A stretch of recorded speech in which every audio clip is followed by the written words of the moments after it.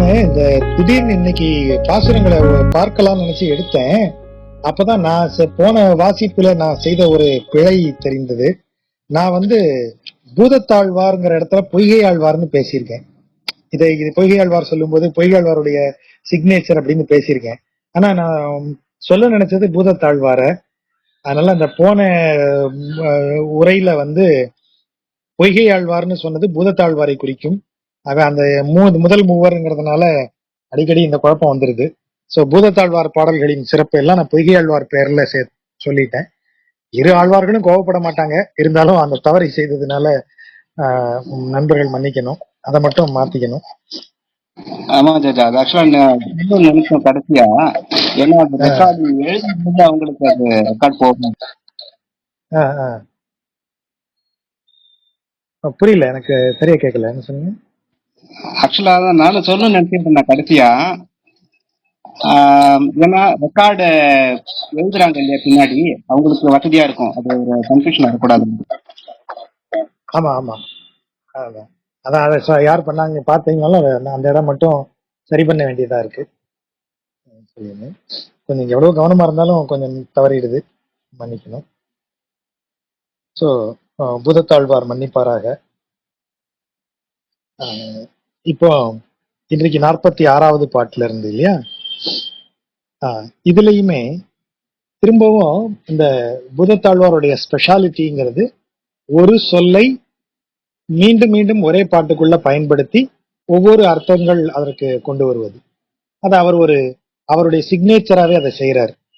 இந்த பாட்டுல பாருங்க, பயின்றது அரங்கம் திருக்கோட்டி பல்நாள் பயின்றதுவும் வேங்கடமே பல்நாள் பயின்றது அநீதிகளும் சோலை அணிநீர் மலையே மனிதிகளும் வன் தடக்கை மால். இதுல இறைவன் இங்கே, அதாவது இதற்கு முந்தைய பாடல்கள் எல்லாத்தையும் நம்ம பார்க்கும்போது, மன்னிக்கவும் ஒரு நிமிஷம், என்னம்மா விஜி, மதிகண்டாய் நெஞ்சில இருந்தாலும் இன்னைக்கு எதுல இருந்து ஆரம்பிச்சீங்க? ராஜா அங்கிருந்து ஆரம்பிக்கிறாங்க. கரெக்ட் தான் சார், கரெக்ட் தானே அது. நம்ம ஒரு 5 சாங்ஸ் ஓவர்லாப் ஆகும். கரெக்ட் தான் சார். சரி, ஐம் சாரி. சரி, என்ன வேற ஏதாவது பாடல் திரும்ப சொல்லணுமா? எப்படி?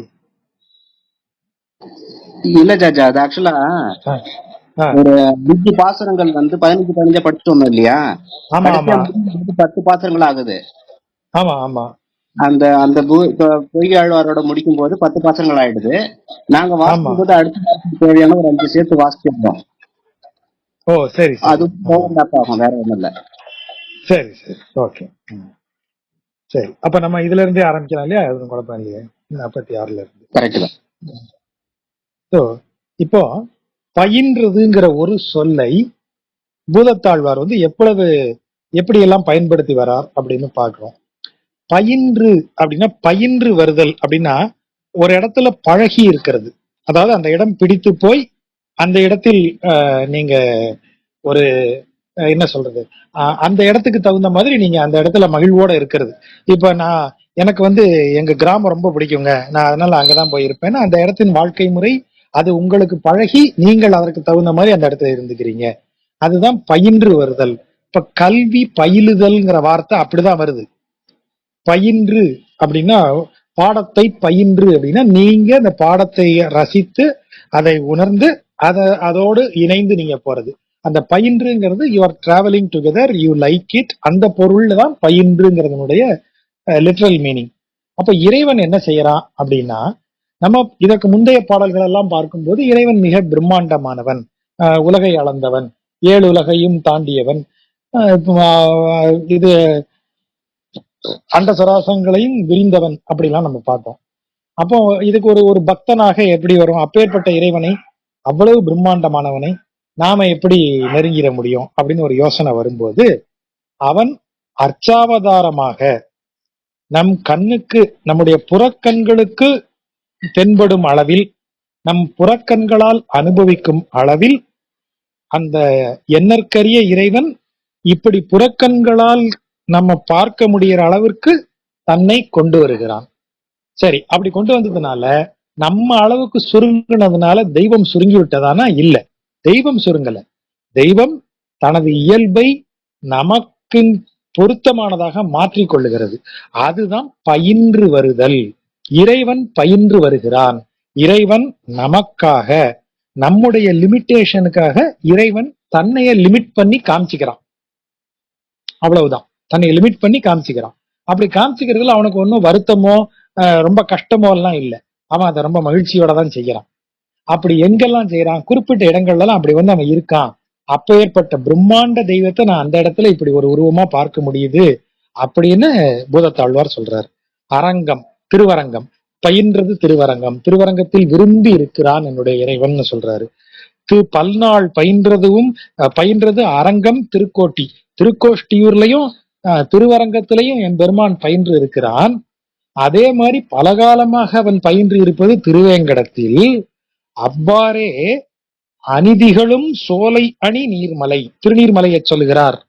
சோலைகள் நிறைந்த அழகு திகழக்கூடிய திருநீர்மலையிலும் அவர் அவ்வாறு தங்கி இருக்கிறார் அப்படின்னு சொல்றாரு. நீங்க இத சோலை அணி நீர்மலையே அப்படின்னு சொல்லும் போது அநீதிகளும் சோலை கமா அணிநீர் மலை அப்படின்னு திருநீர்மலையையும் சோலைன்னு சொல்லும் போது திருமாலிருஞ்சோலையும் சொல்லலாம், அதையும் சொல்லலாம். அங்கும் அவன் இருக்கிறான்னு ரெண்டு பொருள் எடுக்கலாம். சோலைங்கிறத திருநீர்மலையோட சேர்த்து சொல்லக்கூடியதும் ஒரு பாடம். திருநீர்மலையும் ஒரு தலம், திருமாலிருஞ்சோலையும் ஒரு தலம் அப்படின்னு சொல்றது இன்னொரு இது. அப்ப இங்க எல்லாம் இப்படி இருக்கிறான் இறைவன். இருக்கக்கூடிய இறைவன் யாரு? மணி திகழும் என்றால் இந்த இடத்துல மணியினுடைய ஒளியாக திகழக்கூடிய தனது உடல், இறைவனது உடல் வந்து நீல மணி போல் ஒளி வீசி திகழ்கிறது. அதுதான் மணி திகழ் அப்படின்னு. மணி திகழ் வடிவம் அப்படிங்கிறத ஷார்ட்டா சொல்றாரு. மணி திகழும் வன் தடக்கை. வன் என்றால் இங்கு வலிமையும் அழகும் பொருந்திய. அப்ப அதான் வன் தடக்கை, பெரிய கை, அவனுடைய கரங்கள். ஆளே பெரியவன் இல்லையா, நெடுமால் அவன். அப்ப அவன் கரங்கள் எப்படி இருக்கும்? தடக்கை, வலிமை மிக்க கையும் கொண்டிருக்கிற மால் இங்கெல்லாம் பயின்று வருகிறான். அப்படின்னா என்ன அர்த்தம்? இந்த பூமியில் அவன் இங்கெல்லாம் இந்த தெய்வத்தை நீ பார்க்க முடியும். நீ போ, திருக்கோஷ்டியூர் போ, திருவரங்கத்துக்கு போ, திருவேங்கடத்திற்கு போ, திருமாலிருஞ்சோலைக்கு போ, இல்ல திருநீர்மலைக்கு போ. அங்கெல்லாம் நீ இப்படி வலிமை வாய்ந்த அந்த தெய்வம் உன் கண் முன்னால் உனக்காக அப்படி வந்து உட்கார்ந்து இருக்கிறத பார்க்க முடியும்.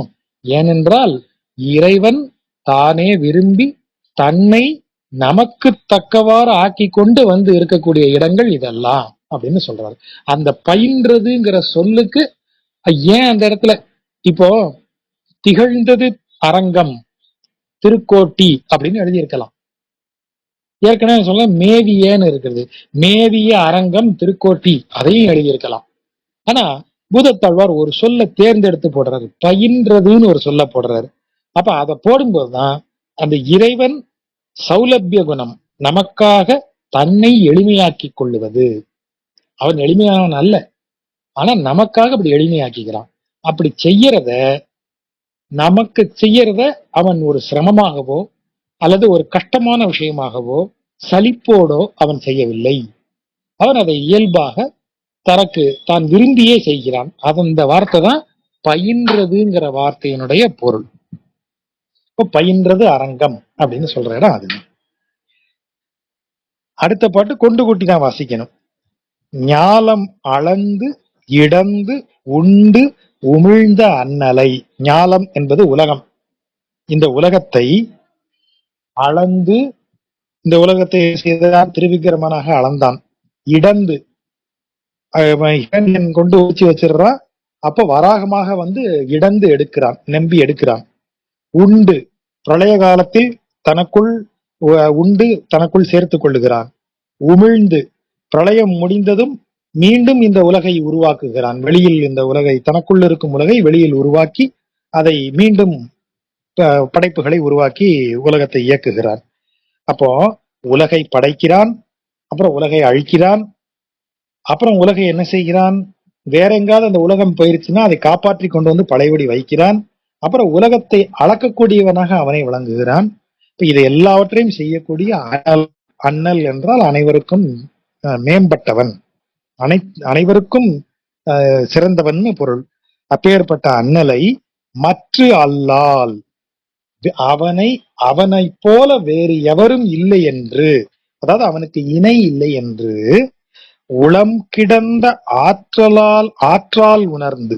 ஆற்று அப்படின்னா ஆறுன்னு வரணும். ஆறுனா வழி. ஆற்றால் என்றால் அந்த வழியால் உணர்ந்து. எந்த வழியால் உணர்ந்தாய்? உளம் கிடந்த வழியால். இந்த உள்ளம் கிடந்த, இப்ப இந்த வார்த்தையை அண்டர்லைன் பண்ணிக்கணும். கிடந்தனா என்ன? இட் லைஸ், அது அங்க இருக்கு அப்படின்னு அர்த்தம் இல்லையா? இப்ப எங்க ஊர் பாஷையில இப்ப அந்த கல் அங்க கிடக்குப்பா அப்படின்னா அது அங்க அப்படியே தான் இருக்கு. அதாவது அது அங்க அது நகர்ந்து போகவில்லை, அதுவாக முயன்று அந்த இடத்துல போய் உட்காரல, அதனுடைய விருப்பத்தின் பேரில் அது அப்படி போகல, அங்க போய் உட்காரல, அது அங்கேயே இருக்கு, அவ்வளவுதான். இப்போ ஒரு மலை என்ன செய்வோம்? மலை அங்க கிடக்கப்பா அது, அப்படிதான் பேசுவாங்க எங்க ஊர்ல. அது கிடக்கு அப்படின்னு சொன்னா அது அங்க இருக்கிறது அப்படிங்கிற பொருள். அதனுடைய இயல்பில் இருக்கிறது அப்படிங்கறது அதனுடைய அர்த்தம். அப்படின்னா உளம் கிடந்து அப்படின்னா உளம் கிடந்த ஆற்றல் வழி. உளம் இடத்துல கிடக்கும் அப்படின்னு சொன்னா எல்லா இடங்களிலும் உளம் எழுந்து விரியும். உள்ளத்தினுடைய இயல்பு சிந்தித்தல். சிந்தித்தல் என்பது விரிதல். அப்ப உளம் அப்ப உளம் விரியும். அப்படி விரியும் உள்ளம் எந்த இயல்பும் இன்றி சும்மா கிடக்கும் இடம் எது? அதை உணர்ந்த போதுதான் நானு வேறு எவரும் ஒப்பு சொல்ல முடியாத அண்ணலை கவனித்தேன். ஞாலம் அளந்து இடந்து உண்டு உமிழ்ந்த அண்ணலை மற்றல்லால் உளம் கிடந்த ஆற்றால் உணர்ந்து. என் உள்ளம் அதனுடைய இயல்பில் விரிதலை அடையாது வந்து கிடக்கக்கூடிய, அது தன் இயல்பில் அமைதியுற்று கிடக்கக்கூடியதை எங்கே என்று உணர்ந்து பார்க்கும் போது அண்ணலை நான் அறிந்தேன். அப்படிப்பட்ட அவன் யாரு? மறைநான்கும் ஓதினாய், மறைநான்கும் உணர்ந்தாய், நீதி ஓதினாய். அப்ப யாரவன்? 4 மறைகளை உணர்ந்தவன். 4 மறை உணர்ந்தவன் அவன். உணர்ந்ததை பிரம்மனுக்கு அவன் தான் முதல்ல சொல்றான் இல்லையா? ஒவ்வொரு மன்வந்திரங்கள் ஒவ்வொன்றாக முடியும் போது, ஒரு பிரம்மனுடைய ஆயுசு முடியும் போது அடுத்த பிரம்மன் வந்துருவான். இப்ப இன்னைக்கு அமாவாசை, சங்கல்பத்துல த்விதீய பரார்த்தே வைவஸ்வத மன்வந்திரே அப்படின்னு சங்கல்பத்துல ஒரு வார்த்தை வரும். பரார்த்தம் த்விதீய பரார்த்தே. பரார்த்தன்னு சொல்லும் போது 2 அர்த்தம், பகுதியாக பிரிக்கப்பட்டன்னு அர்த்தம். அதான் பரார்த்த. அதாவது ஒரு விஷயத்தை 2 சமபாகங்களாக பிரித்தல். அப்படி பிரிச்சு த்விதீயனா 2, த்விதீனா 2, த்விதீய பரார்த்தேனா 2வது பாகம். ஒன்றை 2 சமபாகங்களாக பிரித்து அதில் 2வது பாகத்தில் த்விதீய பரார்த்தே பிரம்மனுடைய ஆயுசு 2 பாகங்களாக பிரிக்கப்படுகிறது. அதில் இப்ப இருக்கிற பிரம்மனுடைய ஆயுசினுடைய 2ஆம் பாகத்துலதான் நாம வாழ்ந்துகிட்டு இருக்கோம்.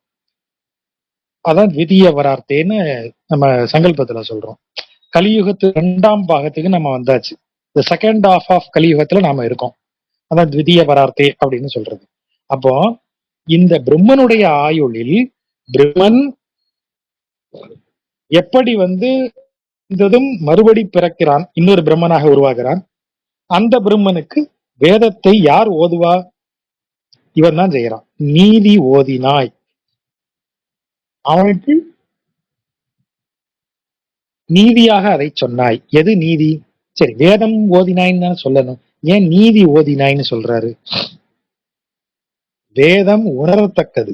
அந்த வார்த்தையை கவனிக்கணும். மறைநான்கும் உணர்ந்தாய். இறைவன் 4 மறைகளை உணர்ந்தவன்.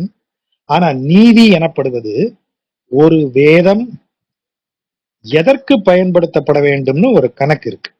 இப்ப வேதத்தை பயன்படுத்தி தவறான செயல்கள் செய்தவர்கள் தண்டிக்கப்படுவார்கள். அப்ப வேதத்தை பயன்படுத்துவதில் ஒரு நீதி இருக்கு. அப்ப பிரம்மனுக்கு தரப்பட்ட நீதி என்ன? இந்த வேதத்தை வச்சுக்கோ, இதன் மூலம் நீ படைப்பு தொழிலை நடத்து.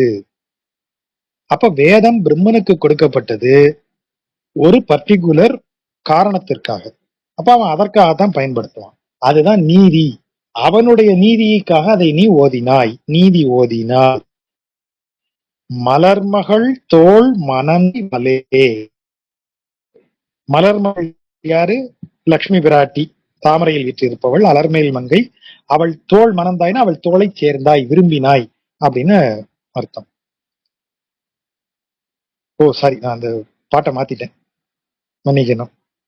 இது இந்த பேஜ் மாத்தி வச்சதுல குழப்பமாயிட்டேன், சாரி. ஞாலம் அளந்து இடந்து உண்டு உமிழ்ந்த அண்ணலை மற்ற அல்லால் உளம் கிடந்த ஆற்றால் உணர்ந்து அப்படின்னு சொல்லி அதுக்கு அடுத்த வரைக்கும் அடுத்த பாட்டுக்கு போயிட்டேன், மன்னிக்க.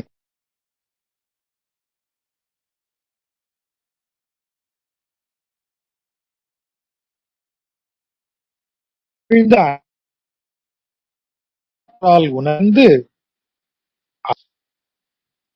இந்த இறைவனை அவனுடைய சிறப்புகளோடு நான் என்னுடைய உளத்தினுடைய அமைதி எங்கே இருக்கிறது, என் உளம் எங்கு அமைந்திருக்கிறது, என் இயல்பாக அமைகிறது எனது உள்ளம், அப்படியே கூத்தாடாம சிந்தித்து விரியாம எங்க அமைந்திருக்கிறது என்பதை உணர்ந்து பார்க்கும்போது ஞாலம் அளந்து இடந்து உண்டு உமிழ்ந்த அண்ணலை நான் அப்புறம் அவனை எப்படி வணங்கணும்?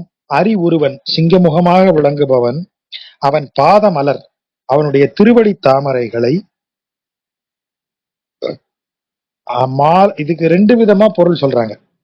அறிவுருவன் பாதமலர் அணிந்து, அவன் பாதத்தை சிரசில் அணிந்து காலை மாலை தொழுது எழுமின், காலை மாலை கைகோலி தொழுது எழுமின். அது காலையும் மாலையும் அறிவுருவமாக விளங்கும், அதாவது நரசிம்மமாக விளங்கும் அவனது பாத மலர்களை உங்கள் சிரசில் அணிந்து, அப்படியே என்ன அர்த்தம்? அவன் பாதங்களில் உங்கள் தலையை வைத்து கை கோலி, கோலி என்றால் கூப்பின்னு அர்த்தம், கையை கூப்பி அவனை தொழுது எழுங்கள், காலையும் மாலையும் அவனை தொழுங்கள் அப்படின்னு சொல்றார். எப்படி தொழணும்? உளம் கிடந்த ஆற்றால் அண்ணலை உணர்ந்து அவன் பாதமலர் அணிந்து காலை மாலை கைகோலி தொழ வேண்டும் அப்படின்னு அவர் அதை சொல்றாரு. இன்னொரு பொருள் என்ன? குளம் கிடந்த ஆற்றால் உணர்ந்து அறிவுருவன் பாதமலர் மாலை அணிந்து தொழுது எழுமின் காலை கைகோலி. அதாவது காலையில கையை கூப்பி கொண்டு அவன் பாத மலர் மாலை அணிந்து அவன் பாத மலர்களில் மாலையை சூட்டி வணங்குங்கள் அப்படின்னு இன்னொரு பொருளும் சொல்றாங்க. ரெண்டு பொருளுமே பொருந்தி வரக்கூடியதாகத்தான் அமைந்திருக்கிறது. நான் கொஞ்சம் அடுத்த பாட்டினுடைய வரிக்கு போயிட்டேன், பேஜ் திருப்பும் போது குழப்பத்துல, மன்னிக்கணும். அடுத்த பாட்டுலதான் இந்த மறை நான்கும் உணர்ந்தாய் நீதி ஓதினாய் மலர்மகள் மாலே மாலே மலர்மகள் மனோள் மணந்தாய். மணந்தாய இங்கே ரெண்டு தடவை பயன்படுத்துறாரு பாருங்க. என்னவெல்லாம் செய்திருக்கிறான்? வேதத்தை உணர்ந்திருக்கிறான், அதை நீதி என பிரம்மனுக்கு ஓதி இருக்கிறான், மலர்மகளாக விளங்கும் பிராட்டியை மணந்திருக்கிறான். இப்பேற்பட்ட தெய்வம் வேய் இருஞ்சாரல் வியல் இரு மாயஞ்சோலை மலை. வேய் என்றால் மூங்கில், இரும் என்றால் அடர்ந்த நிறைந்தன்னு அர்த்தம், செறிந்த அப்படின்னு அர்த்தம். வேயிருஞ்சாரல் அதாவது மூங்கில்கள் நிறைந்து செறிந்து சாரல் பொழியக்கூடிய வியல், வியல் என்றால் வியப்புக்குரிய, இரு ஞாலம் விரிந்த உலகம் சூழ், உலகத்தால் சூழப்பட்ட மா இருஞ்சோலை, மா என்றால் பெரிய, இருஞ்சோலை செறிந்த சோலை, அந்த மலை சோலை மலை. சோலை மலைங்கிறது திருமாலிருஞ்சோலை மலை. திருமாலிருஞ்சோலை மலையை சுற்றி நீர்நிலைகள் கிடையாது, சுற்றி நிலப்பரப்பு தான் இருக்கும். அதனாலதான் அவர் என்ன சொல்றாரு? இரு ஞாலம் விரிந்த நிலத்தால் சூழப்பட்ட பெரிய சோலை மலை, மாயிருஞ்சோலை மலை. பெரிய சோலை மலை சுற்றிலும் நீரால் இல்லை, நிலத்தால் சூழப்பட்டு இருக்கிறது. அப்படிப்பட்ட இது அது மலை. அது அந்த மலையில் மூங்கில்கள் செறிந்து அடர்ந்து சாரல் பொழிந்து கொண்டு குளிர்ந்த மலையாக இருக்கும். அப்பேற்பட்ட மாயிருஞ்சோலை மலை போய் மணந்தாய். இப்ப இந்த மணந்தாய் என்ன? அதுக்கு முன்னாடி என்ன சொன்னாரு? மலர்மகள் தோள் மணந்தாய்ன்னு சொன்னாரு. இப்போ மாயிருஞ்சோலை மலை போய் மணந்தாய். மணந்தாய்னா இந்த இடத்துல விரும்பினாய், நீயே விரும்பி திருமாலிருஞ்சோலையில் அமர்ந்திருக்கிறாய் அப்படின்னு அர்த்தம். அங்கேயும் விரும்புதல் தான், விரும்பி திருமணம் செய்து கொண்டார். இங்கு விரும்பி தங்கி இருக்கிறார், அந்த இடத்தில் இருக்கிறார். ஆகவே மணந்தாய் அப்படின்னு அந்த இடத்துல சொல்றார். அப்ப 4 மறைகளை உணர்ந்து அதை ஓதி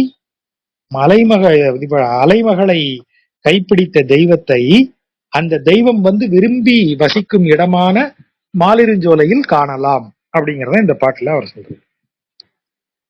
அடுத்த பாட்டு ரொம்ப ஸ்ட்ரைட்டான பாட்டு.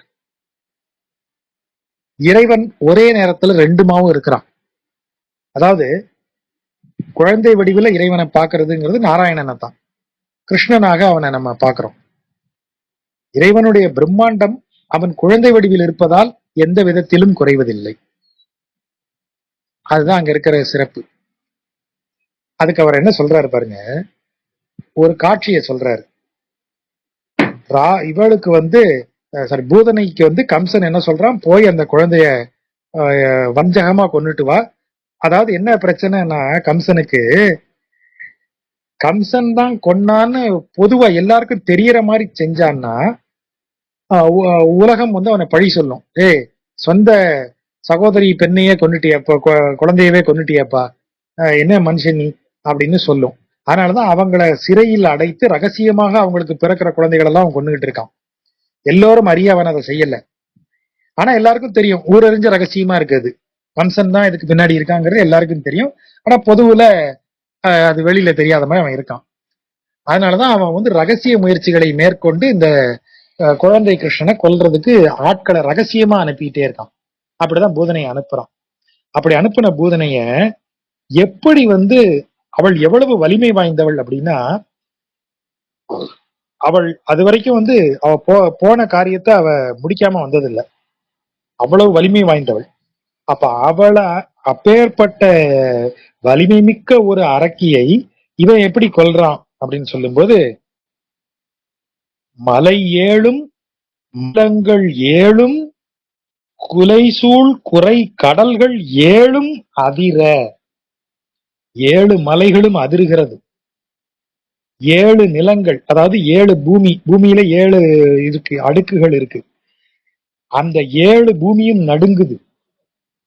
குலைசூழ் குறை, குலைனா இந்த இடத்துல கரை, கரைகளால் சூழப்பட்ட குறை கடல், அலை ஒலிக்கும், அலையினுடைய ஓசைதான் கடலினுடைய குறைப்பு. இப்ப நாயினுடைய ஓசைய குறைப்புன்னு சொல்றோம் இல்லையா, அது மாதிரி அலையின் ஓசை தான் குறைத்தல், கடல் குறைக்கிறது அலை வழியாக. அப்ப அலை ஓசை ஏற்படுத்தும் கரைகளால் சூழப்பட்ட குலை சூழ், குலைனா இந்த இடத்துல கரை, கரைகளால் சூழப்பட்ட ஒலி, அலைகளால் ஒலி எழுப்பும் 7 கடல்களும் அதிர்கின்றன. அப்படி வராத அவ்வளவு வலிமை படைத்தவள். 7 மலை 7 கடல் அதிரும் அவ வந்தா, அப்பேற்பட்ட வலிமை கொண்டவள். அப்படிப்பட்டவள் அதிர முலை சூழ்ந்த நஞ்சு பெண்ணை உள்ளவள். உரம்னா மனத்திடம். யோசிச்சு பாருங்க, ஒரு ஆளை, ஒரு அடல்ட்ட நம்ம கொல்றது ஈஸி, ஆனா ஒரு குழந்தைய கொல்றது கஷ்டம். அந்த குழந்தைக்கு அது தெரியாது, தான் கொல்லப்படுகிறோங்கிறதே தெரியாது. ஒரு குழந்தைய கொல்றது ரொம்ப கடினம். அதனாலதான் குழந்தைய கொல்றவங்களை சட்டம் கடுமையா தண்டிக்கும். சட்டம்ங்கிறத விட நீதிபதிகளோ காவல்துறையோ ரொம்ப கடுப்பாயிருவாங்க. நீங்க சொத்து தகராறுல ஒருத்தனை கொன்னுட்டேன், எனக்கும் அவனுக்கும் கொடுக்கல் வாங்கல் தகராறு சார், அவனை கொன்னுட்டேன் சார், பழி வாங்குறதுக்கு கொன்னுட்டேன் சார்ன்னு சொல்லுங்க, போலீஸ்காரன் அவங்கள ரொம்ப எல்லாம் இது பண்ண மாட்டாங்க. ஆனா குழந்தைய கொன்னுட்டு போனா போலீஸ்காரங்களும் சரி நீதிமன்றமும் சரி, ஏன்னா அவன் ரொம்ப பிறழ்வு உள்ளவனும் ரொம்ப மனசு பேதலிச்சவனும் தான் அப்படி கொலை செய்ய முடியும், குழந்தைய கொல்ல முடியும்.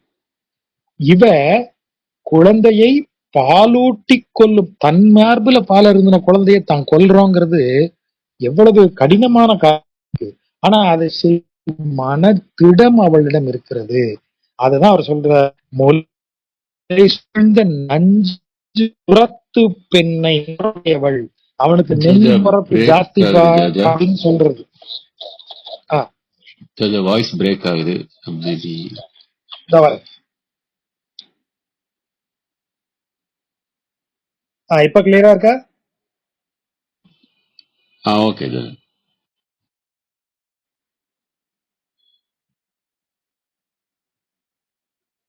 அனந்த்குமார் இப்ப கிளியரா இருக்கா என் வாய்ஸ்? ஓகே ஓகே ஓகே ஜாஜா. சரி. அப்போ முளை சூழ்ந்த நஞ்சு உரத்து பெண்ணை, இந்த உரம் என்பது மனத்திடம். எங்க ஊர் பாஷையில் இன்னும் சொல்லுவாங்க நெஞ்சு உரப்பு ஜாஸ்திப்பா அவனுக்கு அப்படின்னு. அப்போ உரப்பு என்பது மனதிடம். தனது மார்பில் பாலருந்தும் குழந்தையை தான் கொல்லுகிறோம்ங்கிறத ஒரு பெண்ணால எப்படி அதை செய்ய முடியும்னா, அதை செய்யும் நெஞ்சுரத்தோட இருக்காத. அதனாலதான் அவளை என்ன சொல்றாரு, முளை சூழ்ந்த நஞ்சு உரத்து பெண்ணை. அவ எவ்வளவு வலிமை வாய்ந்தவள். வலிமையில பார்த்தா 7 கடல் 7 மலை 7 பூமி நடுங்குது அவ வரும்போது. மனத்திடத்தை பார்த்தா அவ்வளவு உரமேறியவளா இருக்கா. அப்பேற்பட்டவளை நவின்று உண்ட நாவன். நவின்றுனா மழலை பேசி, அது ஏதோ கைமேன்னு வாயில சும்மாவது பேசி, மழலை பேசி அவ உயிரை உண்டு இருக்கிறான். நவின்று உண்ட நாவன். அப்ப இன்னொரு பொருள் என்ன, சொல்லி வச்சு அவளை காலி பண்ணியிருக்கான்னு பொருள் எடுக்கலாம். ஒரு பஞ்ச் டயலாக்கா சொல்லி வச்சு அவளை தூக்கியிருக்கான்னு சொல்லலாம். நவின்று உண்ட நாவன் என்று என் நெஞ்சே அஞ்சாது அழை. பயப்படாத அவன்கிட்ட. அப்பேற்பட்ட பயங்கரமான ஆளையே காலி பண்ணி சொல்லி வச்சு தூக்கியிருக்கானங்க. நவின்று உண்ட நாவன், அப்படிப்பட்ட நா உடையவன் அவன்.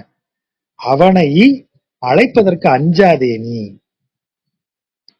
என் நெஞ்சே அப்படின்னு அவர் சொல்றாரு.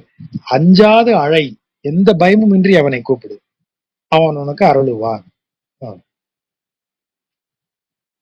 இழைப்பு அறிய ஆயவனே. இழைப்பு அப்படின்னு சொன்னா நினைத்தல் அப்படின்னு ஒரு பொருள், ஓயாது நினைத்தல். அதனுடைய இன்னொரு பொருளா எப்படி எடுக்கணும்னா ஆராய்தல் அப்படிங்கிற பொருள். இழைப்பு அறிய, எண்ணி பார்ப்பதற்கு அறிய, ஆராய்வதற்கு அறிய. அதுதான் இந்த இடத்துல இழைப்பு அறிய.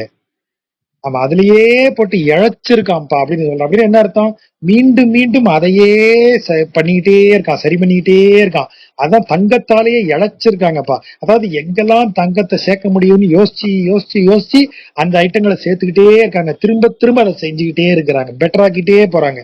அதுதான் இழைத்தல்ங்கிற வார்த்தைக்கு பொருள். அப்ப இங்க இழைப்பு அப்படிங்கிறது நமது சிந்தனையை சொல்லுது. சிந்தித்து சிந்தித்து ஆராய்ந்து ஆராய்ந்து நீங்க எவ்வளவு செஞ்சாலும் அவன் இழைப்பு அறிய ஆயவன். ஆயவன் என்றால் மேய்க்கக்கூடியவன், நம்மை மேய்ப்பவன். அவனை நீ எவ்வளவு சிந்தித்தாலும் அவன் சிந்திப்பதற்கு அரியவன். அரியவன் என்றால் அப்பாற்பட்டவன். இழைப்பு அறிய ஆயவனே, யாதவனே, யாதவனாக பிறந்தவனே என்றவனை, என்று அவனை, இப்படிலாம் அவனை ஆங்கு அவர்கள் சொன்ன பிழைப்பில் பெரும் பெயரே பேசி, யாதவனே என்று அவனை, யாதவனேன்னு அவனை நான் சொல்லுவேன். யாதவனேனா என்ன அர்த்தம், யாதவ குலத்தில் கிருஷ்ணனாக பிறந்தவன் அப்படின்னு பொருள். அங்க பிறந்த போது அவனை பக்தி செய்தவர்கள் யாரு, அங்க இருக்கிற ஆய்ப்பாடி பெண்கள் இல்லையா, அங்க இருக்கக்கூடிய இவங்க எல்லாரும் கோபியர்கள் எல்லோரும் அவனை பக்தி செய்தார்கள். அவர்களெல்லாம் பிழைப்பு பெரும் பெயர். பிழைப்பு என்றால் இங்கு தவறு. பிழைப்பு எந்த விதமான தவறும் இன்றி அவன் பெரும் பெயர், அவனுடைய சிறந்த பெயர்களை எல்லாம் பேசினார்கள். அவர்கள் அவனை குறித்து பேசியதில் ஒரு சிறு பிழை கூட கிடையாது. அப்படி அவர்கள் ஆங்கேனா எங்க, ஆங்கு எங்கு, இதுல நந்தகோபனுடைய ஆயர்பாடியில, ஆயர்பாடியில் அவர்கள் எந்த பிழையும் இல்லாமல் அவனுடைய பெரும் பெயரை சொன்னார்கள் இல்லையா. அதையே நான் என்ன செய்வேன், அழைப்பன் திருமாலை. வார்த்தையை பாருங்க. நானா அவனை கூப்பிட மாட்டேன், நானா நினைச்சு அவனை கூப்பிடல. அவனை ஏற்கனவே எந்த தவறுமின்றி மிகச் சரியான பெயர்ல அவன் பெரும் புகழை அந்த ஆயர்பாடி கோபியர்கள் எல்லாம் பேசி இருக்கிறார்கள். அதை நான் அப்படியே சொல்லி, ஏன்னா நானா யோசிச்சு அவனுக்கு ஒரு பெயர் வைக்கணும்னு நினைச்சா அவன் இளைப்பறிய ஆயவன், என்னாலலாம் அவனை யோசிச்சுட்டு இருக்க முடியாது. ஆனா அப்படி யோசிச்சு எந்த தப்பும் இல்லாம அவனுக்கு பேர் வச்சிருக்காங்க ஆயர்பாடியின் கோபியர்கள். அதை நான் சொல்லுவேன். ஆங்கு அவர்கள் சொன்ன பிழைப்பில் பெரும் பெயரே பேசி யார் முகப்பும் மதித்து, இந்த வார்த்தையை பாருங்க, சாரி, இது இந்த மாயவனையும் அதோட சேர்க்கணும். இழைப்பு அறிய ஆயவனே மாதவனே மாயவனே என்றவனை என்று மதித்து, யாதவனே என்றவனை மதித்து, ரெண்டு என்று வருது, என்றவனை மதித்து அப்படின்னா ஒவ்வொன்றாகவும் அவனை மதிக்கிறேன் நான், ஒவ்வொரு பெயராலும் அவனை மதிக்கிறேன். 2 முறை என்றவனைன்னு வரணும். இழைப்பு அறிய ஆயவனே யாதவனே மாயவனே என்று அவனை, இப்படி பலவிதமாக அவனை, இப்படி வெவ்வேறு பெயர்களால் அவரை என்றுன்னு சொல்லும் போது எட்ஸெட்ரா எட்ஸெட்ராங்கிற பொருள்ல எடுங்க. மாயவன், அது யாதவன், ஆயவன், எட்ஸெட்ரா எட்ஸெட்ரா என்று மதித்துனா என்றெல்லாம் அவன் பெயரை அப்படி மிகுந்த மரியாதையுடன் அழைப்பன் திருமாலை, அந்த திருமாலை நான் அழைப்பேன். ஏனென்றால் இந்த பெயர்கள் எல்லாம் யார் பேசினது? ஆங்கு அவர்கள் சொன்ன பிழைப்பில் பெரும்பெயரே பேசி யார் முகப்பும் அழைப்பன் திருமாலை. முகப்பும்னா முன்புன்னு அர்த்தம். யார் முன்னாடி வேணாலும் நான் பெருமாளை கூப்பிடுவேன்ப்பா. இவன் முன்னாடி பெருமாளை கூப்பிட்டா கோவிச்சுப்பான், இவன் முன்னாடி பெருமாளை கூப்பிட்டா நல்லா இருக்காது, டீசெண்டா இருக்காதுன்னா நான் யோசிக்க மாட்டேன். யார் முகப்பும், யாருக்கு முன்னாடி நின்னும் நான் பெருமாளை கூப்பிடுவேன். எந்த பெயரால் கூப்பிடுவேன்? ஆயவனே மாயவனே யாதவனே, இத மாதிரி பல பெயர்களையும் ஒவ்வொரு பெயர்களையும் மதித்து அப்படியே ரசித்து, அந்த கோபியர்கள் எந்த தவறுமின்றி சொன்ன அவனுடைய பெயர்களை எல்லாம் நான் சொல்லி அவனை நான் அழைப்பேன். எவர் முன்னாடியாக இருந்தாலும் எனக்கு கவலை இல்லை அப்படின்னு சொல்றாரு. மதிக்கண்டாய் நெஞ்சே, இந்த மதிக்கண்டாய் எத்தனை முறை வருதுன்னு பாத்தீங்கன்னா நமக்கே தெரியும். மதிக்கண்டாய் அப்படின்னா தியானிப்பாய், புத்தி பண்ணுவாய் அப்படின்னு உரையாசிரியர்கள் எழுதுறாங்க. புத்தி பண்ணுதல் என்றால் புத்தி அதையே யோசிக்கும்படி செய்தல், அதுதான் தியானித்தல். மதினா நமது மூளை, நமது சிந்தனை. அந்த சிந்தனை, அதில் சிந்தனையாக அதை காண வேண்டும், சிந்தனையில் அதை காண வேண்டும் அப்படின்னு அதுக்கு பொருள். அதான் மதிக்கண்டாய். நெஞ்சே மணிவண்ணன் பாதம் மதிக்கண்டாய். அது 3 உறுப்புகளுக்கு சொல்றாரு. நம்ம ஏற்கனவே பார்த்தோம் இல்லையா, மனம் வாக்கு காயம்னு, அதை இப்ப சொல்றாரு. நெஞ்சு என்னது? இது இப்ப பாட்டை வாசிச்சுட்டு அந்த பொருளுக்குள்ள வருவோம். நெஞ்சே மணிவண்ணன் பாதம் மதிக்கண்டாய், மற்ற அவன் பேர்தன்னை மதிக்கண்டாய். அதுவும் நெஞ்சேன்னு வச்சுக்கோங்க. மற்றுங்கிறதுக்கு ஒரு பொருள் எடுக்கணும், அது தனியா வச்சுப்போம். மற்ற அவன் பேர்தன்னை மதிக்கண்டாய், பேராளி நின்று பெயர்ந்து கடல் கடைந்த நீராளி வண்ணன் நிறம் மதிக்கண்டாய். 3 விஷயங்களை சொல்லியிருக்கார். 1 அவனுடைய திருப்பாதம், 2 அவனுடைய பெயர்கள், மற்ற அவன் பேர்தன்னைன்னு சொல்றார். 3வது அவனுடைய நிறம், உடல் அழகு, கடல் கடைந்த நீராளி வண்ணன் நிறம். அப்போ இந்த இடத்துல எப்படி இந்த நெஞ்சை கொண்டு வந்து அவர் எப்படி மேட்ச் பண்றாரு பாருங்க. திருமேனி நிறம் என்பது நாம் சிந்திக்கத்தக்கது. நெஞ்சே பேராளி நின்று பெயர்ந்து கடல் கடைந்த நீராளி வண்ணன் நிறம் மதிக்கண்டாய். அவன் என்ன செய்தான்? பெரும் பேராளி நின்று, ஆளி நின்றுங்கிற பொருள் இல்ல, ஆளிய நின்று, அந்த சேர்த்துதான் அதை பொருள் எடுக்கணும். ஆளியில் இருந்துங்கிற பொருள்.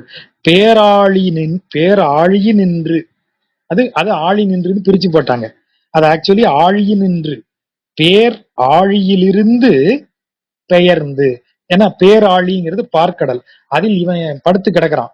பேராழியிலிருந்து பெயர்ந்து, இப்ப எந்திரிச்சிட்டான். ஏன் இடம் பெயர்ந்து விட்டான்? பார்க்கடலை கடைவதற்காக இடம் கொடுக்கிறான். அதனால பேராழி நின்று பெயர்ந்து, பேராளியிலிருந்து விலகி கடல் கடைந்த, அந்த பார்க்கடலை கடைந்த நீராழி வண்ணன், கடலினுடைய நிறத்தை உடையவன், அந்த நிறத்தை நெஞ்சே நீ தியானிப்பாயாக அப்படின்னு நெஞ்சுக்கு சொல்றாரு. சரி, நெஞ்சு என்பது சிந்தையை குறிக்கும், மனத்தை குறிக்கும் இல்லையா? நம்ம போன இதுலயும் பார்த்தோம், நெஞ்சு என்பது மனம், மனதை குறிக்கக்கூடியது. மனம் இருக்கும் இடம் என்னது? உடல். மற்று அப்படின்னு அவன் சொல்லும் போது அது இந்த உடலை குறிக்கிறது. அப்ப இந்த உடலில் எதை குறிக்கிறது? பேர் அப்படின்னு சொன்னா அவனுடைய பெயரை சொல்ல வேண்டும். பெயர் என்பது சொல்வதற்கானது இல்லையா? இப்ப ஒருத்தருக்கு பெயர் எதுக்கு வச்சிருக்காங்க? ஒருத்தர் யாருமே எப்பவுமே கூப்பிடவே மாட்டாங்கன்னு வைங்க, அப்ப அவருக்கு ஏன் பெயர் வைக்கணும்? பெயர் என்பது அழைப்பதற்கானது, சொல்வதற்கானது. அப்ப பேர்னு சொல்லிட்டாலே அது வாயால் சொல்லப்படுவது, ஆகவே அது வாக்கிற்கானது. மற்ற அவன் பேர், அதை தியானிப்பா. யார் தியானிக்கணும்? பேரை எது சொல்லுகிறது? இந்த வாய், இந்த நாக்கு சொல்லுகிறது. ஆகவே மனதால் அவன் நிறத்தை சிந்திக்க வேண்டும், வாக்கால் அவன் பெயர்களை தியானிக்க வேண்டும். வாக்கால சொல்லணும், மனம் வாக்கு. அப்ப உடல், மூணாவதா உடல் வருது. உடல் என்ன செய்ய வேண்டும்? மணிவண்ணன் பாதம் மதிக்கண்டாய், நீலமணி வண்ணனுடைய பாதத்தை உன் தலையில் சூடிக்கொள்வதுதான் உடலினுடைய வேலை. பாதத்தை சூடுவதுன்னா என்ன செய்யணும்? அவன் பாதத்தை எடுத்து தலையில வச்சுக்கணுமா? இல்ல, அவன் பாதத்தில் உனது தலையை கொண்டு போய் வை. அதான் சரணடைதல். சரணடைதல்ங்கிறது என்ன? அவன் பாதத்தில் உன் தலையை கொண்டு வைத்தல். அப்ப உன் தலையில் அவன் பாதம் சூடப்படுகிறதுன்னு பொருள். அதற்கு பிறகு இந்த உடல் என்ன ஆகணும்னு அவன் தீர்மானிப்பான். அப்ப மனம், வாக்கு, உடல் மூன்றும் தியானித்தல் எப்படின்னு அவர் சொல்லிட்டாரு.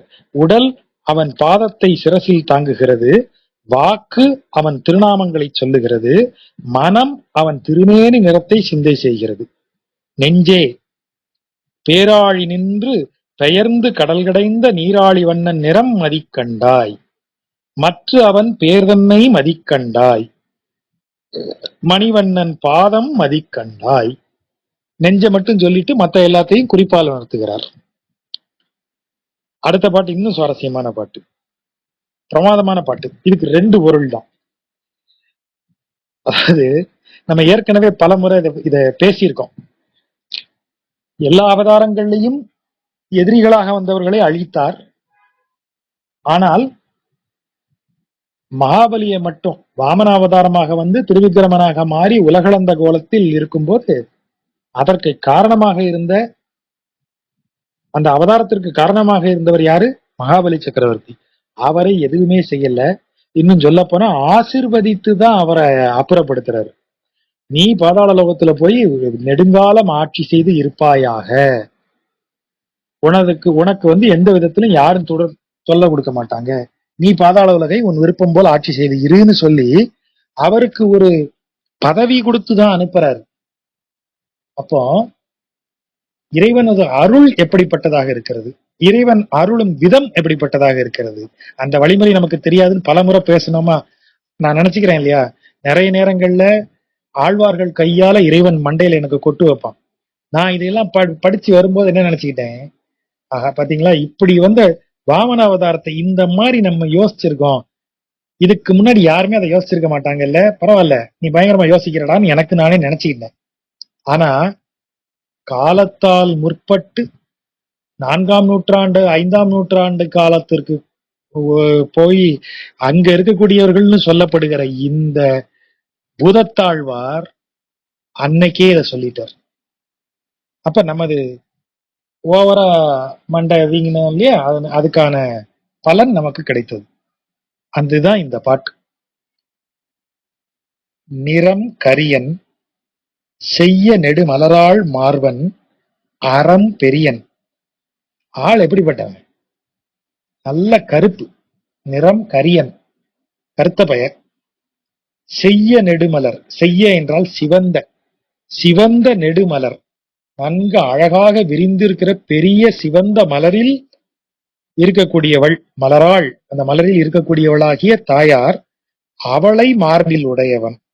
மலராள் மார்பன், அறம் பெரியன். ரெண்டு பொருள் இருக்கு. அறத்தினும் பெரியவன்.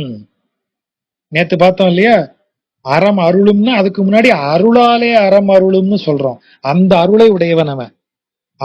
அறம் அருளை, அறத்தை அருளச் செய்யும் அருளுடையவன். இந்த இடத்துல அறம் பெரியவன், அறத்தை விட பெரியவனாக விளங்குபவன்.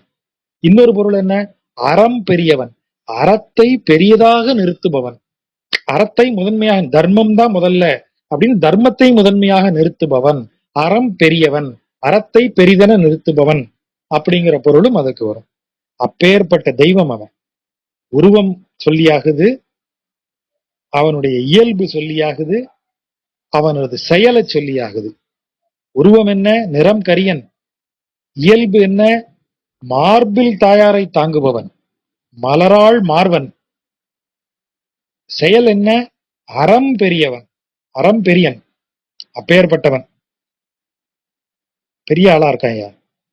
மரம் புரிந்த வாழ் அரக்கன் போல்வானை. போல்வானை ரெண்டு சொல்லா பிரிச்சிருக்காங்க இந்த புத்தகத்துல. அது போல்வானை, போல்வான் என்றால் அதை போல இருப்பவன் அப்படின்னு அர்த்தம். அதான் போல்வான். அது ஒரே சொல். போல் வானைன்னு ரெண்டா பிரிக்க கூடாது. போல்வானை, அதை போன்று இருப்பவனை அப்படின்னு அர்த்தம். எதை போன்று இருப்பவன்? மரம் புரிந்த வாழறக்கன் போல். இந்த வாழறக்கன்கிற வார்த்தை நான் திரும்பவும் சொல்றது ராவணனை குறிக்கும். ஏனென்றால் சிவனிடமிருந்து வரமாக சிவனுடைய வாளை பெற்றவன் ராவணன். அந்த வாள் கையில இருக்கிற தைரியத்துலதான் அவன் உலகையே வெல்ல புறப்பட்டான். ஆகவேதான் வாள் அரக்கன் என்கிற சொல் ராவணனை குறிக்கும் எப்போதும். மரம் புரிந்த வாள் அரக்கன். மரம் என்றால் ஒரே அடிதடி, வன்முறை, வன்முறை செய்து கொண்டிருந்த வாள் அரக்கன், வலிமைமிக்க அரக்கனை போல் வானை. அந்த அரக்கனை போல இருக்கக்கூடிய யாரு? போல்வானை. அப்படி இருக்கக்கூடியவனையும் முடிச்சிட்டாரு. அப்ப அது யாரை சொல்லுகிறார் என்று சொன்னா, நீங்க குறிப்பால் பொருள் எடுத்தோம்னா அது யாரை குறிக்கிறது என்றால் மகாபலியை குறிக்கிறது. எப்படி சார் மகாபலியை குறிக்கும்? அது அந்த வாழறக்கனுக்கு ஒரு குறிப்பு சொன்னீங்க, அவன் ராவணன் தான்ங்கிறதுக்கு ஒரு குறிப்பு வந்தது நமக்கு. ஆனா இவனுக்கு எப்படி குறிப்பு வந்தது? அது ராவணன் போல் இருக்கக்கூடியவன் என்று யாரை சொல்லுகிறார்? சொல்லல பேரை. ஆனா எப்படி அது குறிப்பு அப்படின்னு கேட்டீங்கன்னா, அது மகாபலின்னு சொல்றதுக்கு எது குறிப்புன்னு கேட்டீங்கன்னா, அடுத்து வர்ற வரிய பாருங்க. வானவர்கோன் தானத்து நீள் இருக்கைக்கு உய்த்தான். பாருங்க, வானவர்கோன் யாரு? இந்திரன். தானம், தானத்து அப்படின்னா வடமொழியில ஸ்தானம்ங்கிற சொல். ஸ்தானம் என்றால் அவனுடைய இடம், அவனுடைய பொசிஷன். இடம்னு சொன்னா பதவி, அப்படி அந்த அர்த்தம். சோ வானவர்கோன் இந்திர பதவி, வானவர்கோன் தானத்து, வானவர்கோன் ஸ்தானத்திற்கு, வானவர்களுக்கு மன்னனாக விளங்கும், அரசனாக விளங்கும் இந்திர பதவிக்கு அந்த பதவி எவ்வளவு நாள் நீடித்து இருக்குமோ அந்த அளவிற்கு இவனுக்கும் கொடுத்தான். நீள் இருக்கைக்கு, வானவர்கோன் ஸ்தானத்து நீள் இருக்கைக்கு உய்த்தான். உய்த்தான் என்றால் அருளினான். எப்படி அருளினான்? அதுதான் சொன்னோம். இந்திர பதவிக்கு இணையா வந்துடக்கூடாதுன்னு தான் இந்திரன் போய் வேண்டிக்கிட்டான்னு மகாபலிய பாதாளத்துக்கு அனுப்புறாரு. பாதாளத்துல என்ன சொல்றாரு? இந்திரன் ஆளும் மட்டும் நீ இந்த பாதாள லோகத்தாள். இந்திரனுக்கு செக் வச்சாரு. இங்க பாரு, நீ நினைக்கிற மாதிரி சும்மா எல்லாம் உனக்கு அடியாள் மாதிரி நான் போயிட்டு இருக்க மாட்டேன். அவன் எந்த தவறும் செய்யாதவன் மகாபலி. ஆனா நான் நினைச்சதுனால அவனுக்கு நான் இல்லப்பா, நானும் ஒருத்தன் இருக்கேன்னு ப்ரூவ் பண்ணணும். அதனாலதான் நான் அவனை அனுப்புறேன். ஆனா நீ எவ்வளவு காலம் இந்த சொர்க்கத்தை ஆளுவாயோ அதற்கு இணையாக அவனும் பாதாளத்தை ஆளுவான் அப்படின்னு சொல்லி விட்டுட்டு போறாரு. அதுதான் வானவர்கோன் ஸ்தானத்துங்கிறது தான் தமிழ்ல தானத்துன்னு எழுதுறாரு. ஸ்தானம்ங்கிறத தமிழ் படுத்துறாரு. வானவர்கோன் தானத்து நீள் இருக்கைக்கு. நீள் இருக்கை, இருக்கைனா என்ன? அந்த சேர். என்ன சேர்? இந்திரன்கிற சேர், இந்திரன்கிற பதவி. இப்ப இந்திர பதவியில எவ்வளவு நாளைக்கு அந்த பொசிஷன்ல அவன் இருக்கானோ அதே நீளத்திற்கு இவனும் இருப்பான். பாதாளத்திற்கு மன்னனா, அவன் வானத்திற்கு மன்னனா இருந்தா இவன் பாதாளத்துக்கு மன்னனா இருப்பான். அப்படி செய்தான். அந்த நெறி ஆர் அது அறிவார். அவனுடைய அந்த நெறி ஒண்ணு இருக்கே, அவன் அதுக்கு ஒரு மெத்தட ஃபாலோ பண்ணிருக்கானே, அதை வேற யாரால அறிய முடியும்? நெறி ஆறது அறிவார். யார் அந்த நெறியை அறிய முடியும்? எப்படி? அவரை அழிக்கணும்னு போய் அவனை இப்படி அழிக்காம இப்படி ஒண்ணு செஞ்சுட்டு வரானே, அப்ப அவனுக்கு ஒரு நெறி, ஒரு ஒரு ஐடியாவோட தான் அதை செய்திருக்கிறான். நீங்க யோசிச்சு பாருங்க, இந்த பாட்டை வாசிச்சுட்டு நான் நான் என் தலையிலேயே கொட்டிக்கிட்டேன். இன்னொரு தடவை இப்படி யோசிக்காத, நீதான் எல்லாத்தையும் முதல்ல கண்டுபிடிச்சதா யோசிக்காத, நீதான் எல்லாத்தையும் கண்டுபிடிச்சதா யோசிக்காதன்னு. அதற்கு பிறகு ஏதாவது ஒண்ணு தோணுனா கூட ரைட், இந்த எண்ணத்தை வச்சிருப்போம், திடீர்னு ஏதாவது ஒரு ஆழ்வார் இதை கண்டுபிடிச்சு வச்சிருப்பாரு, நம்ம ஆழ்வார் கண்டுபிடிச்சதை நம்ம கண்டுபிடிச்சிக்கலாங்கிற முடிவுக்கு வந்துட்டேன். அவ்வளவு பிரமாதமா இந்த கருத்தை சொல்லியிருக்காங்க. இதை இதை இன்னொரு பொருள் எப்படி சொல்லுவாங்கன்னு சொன்னா, இப்ப நம்ம என்ன பொருள் இதை எடுத்துக்கிறோம் அப்படின்னா, இந்திரன் போல் நீள் இருக்கைக்கு அப்படின்னு ஒரு பொருள் எடுத்தோம். உரையாசிரியர்கள் என்ன பொருள் சொல்லுவாங்கன்னா, வானவர்கோன் ஸ்தானத்து நீள் இருக்கைக்கு, வானவர்கோனுடைய சீட்டு ரொம்ப நாள் இருக்கணும் என்று, வானவர்கோனுடைய இடம், வானவர்கோனுடைய பதவி நீள் இருக்கைக்கு, அது ரொம்ப நாள் நீடித்து இருக்க வேண்டும் என்பதற்காக மரம்புரிந்த வாழறக்கன் போல்வானை உய்த்தான், அவனை வேறு விதமாக செய்தான். அந்த நெறி யார் அறிவார்? அதுல என்ன நெறி இருக்கு? அந்த நெறி யாரும் அறிய முடியவில்லையா? அப்படி யார் அறிய முடியும்னு வியக்கிற அளவுக்கு ஒண்ணும் இல்லை. இவனுக்கு எதிராக வந்தா அவன் வேண்டிக்கிட்டான், அதனால இவன் போய் அவனை துரத்துனாங்கிற அளவுக்கு ஆயிடுச்சு. அந்த பொருள் உரையாசிரியர்கள் வைக்கிறாங்க. ஆனா எனக்கு தோணுனது இந்த பொருள் தான். வானவர்கோனுக்கு என்ன ஸ்தானமோ அந்த ஸ்தானத்துல நீள் இருக்கைக்கு இவனை உய்த்தான், அரக்கன் போல்வானை உய்த்தான். ராவணனுக்கு இணையானவன்னா ராவண குலத்தில் பிறந்தவன், அசுரர் குலத்தில் பிறந்தவன் அர்த்தம். அசுரர் குலத்தில் பிறந்தவனை இந்திர பதவிக்கு இணையாக, இந்திர பதவியினுடைய காலம் இருக்கும் மட்டும் அவனுக்கும் ஸ்தானத்தை கொடுத்தான், நீள் இருக்கைக்கு உய்த்தான். அப்படி பொருள் எடுத்தோம்னா, அப்ப என்னையா பயங்கரமான ஆளா இருக்காரையா, நாட்டாம சரத்குமார் மிஞ்சிடுறாரையா நம்மாள், இப்படி ஒரு தீர்ப்பு பயங்கரமா கொடுத்திருக்காரு அப்படின்னா அந்த நெறி யாரது அறிவார்? அவனுடைய நெறிமுறைகளை நம்ம அறிய முடியுமான்னு கேட்கறதுக்கு அதுதான் சரியான பொருளா இருக்க முடியும் அப்படின்னு நான் எடுத்துக்கிறேன். நெறியார் குழல்கற்றை முன்னின்று பின்தாழ்ந்து, அதாவது நெறியார் என்றால் இறைவனை வணங்கும் நெறியில் இருப்பவர்கள். அவங்க திருவேங்கடமலைக்கு போறாங்க. போற வழியில இப்ப மாதிரி பஸ், அந்த நேரடியா மேல ஏறி போற மாதிரி கார் பஸ் வசதி எல்லாம் அப்ப இல்லை. அப்ப என்ன செய்யணும்? இப்ப மலைப்பாதை இருக்கு இல்லையா, அத மாதிரி ஏறிதான் போகணும். அப்ப அப்படி ஏறி போகும்போது ஆங்காங்கே அமர்ந்து கொஞ்சம் களைப்பாருவாங்க. அப்ப இறைவனை வணங்கும் நெறியார் அவங்க அப்படி அமரும் நேரத்துல தியானத்தில் ஈடுபடுவார்கள். அப்படி தியானத்தில் அவர்கள் ஈடுபட்டு இருக்கும்போது அவங்க தலைமுடிய பார்த்து, அந்த தலைமுடி எப்படி இருக்கும்? முன்னின்று பின்தாழ்ந்து, அத முன் நின்றுன்னு பிரிச்சிருக்காங்க பதம் பிரிக்கிறதுக்காக.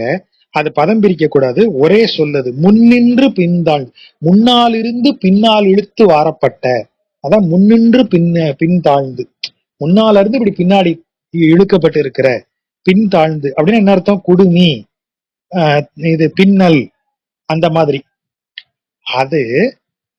அதுவும் மலை, ஏன்னா அங்க திருமலைங்கிறது 7 மலைகள் இல்லையா, அப்ப இதுவும் ஒரு சின்ன மலை போல நினைச்சு இவங்க அப்படி தன்னை மறந்து தியானத்துல உட்கார்ந்து இருக்கும் போது அங்க இருக்கிற செடி கொடிகள் என்ன செய்யுமா, பூ பூக்கும் கொடிகள் எல்லாம் இவங்க தலைமுடியையும் ஒரு மலைன்னு நினைச்சு அதுல ஏறி படர்ந்து மனம் வீசுமா.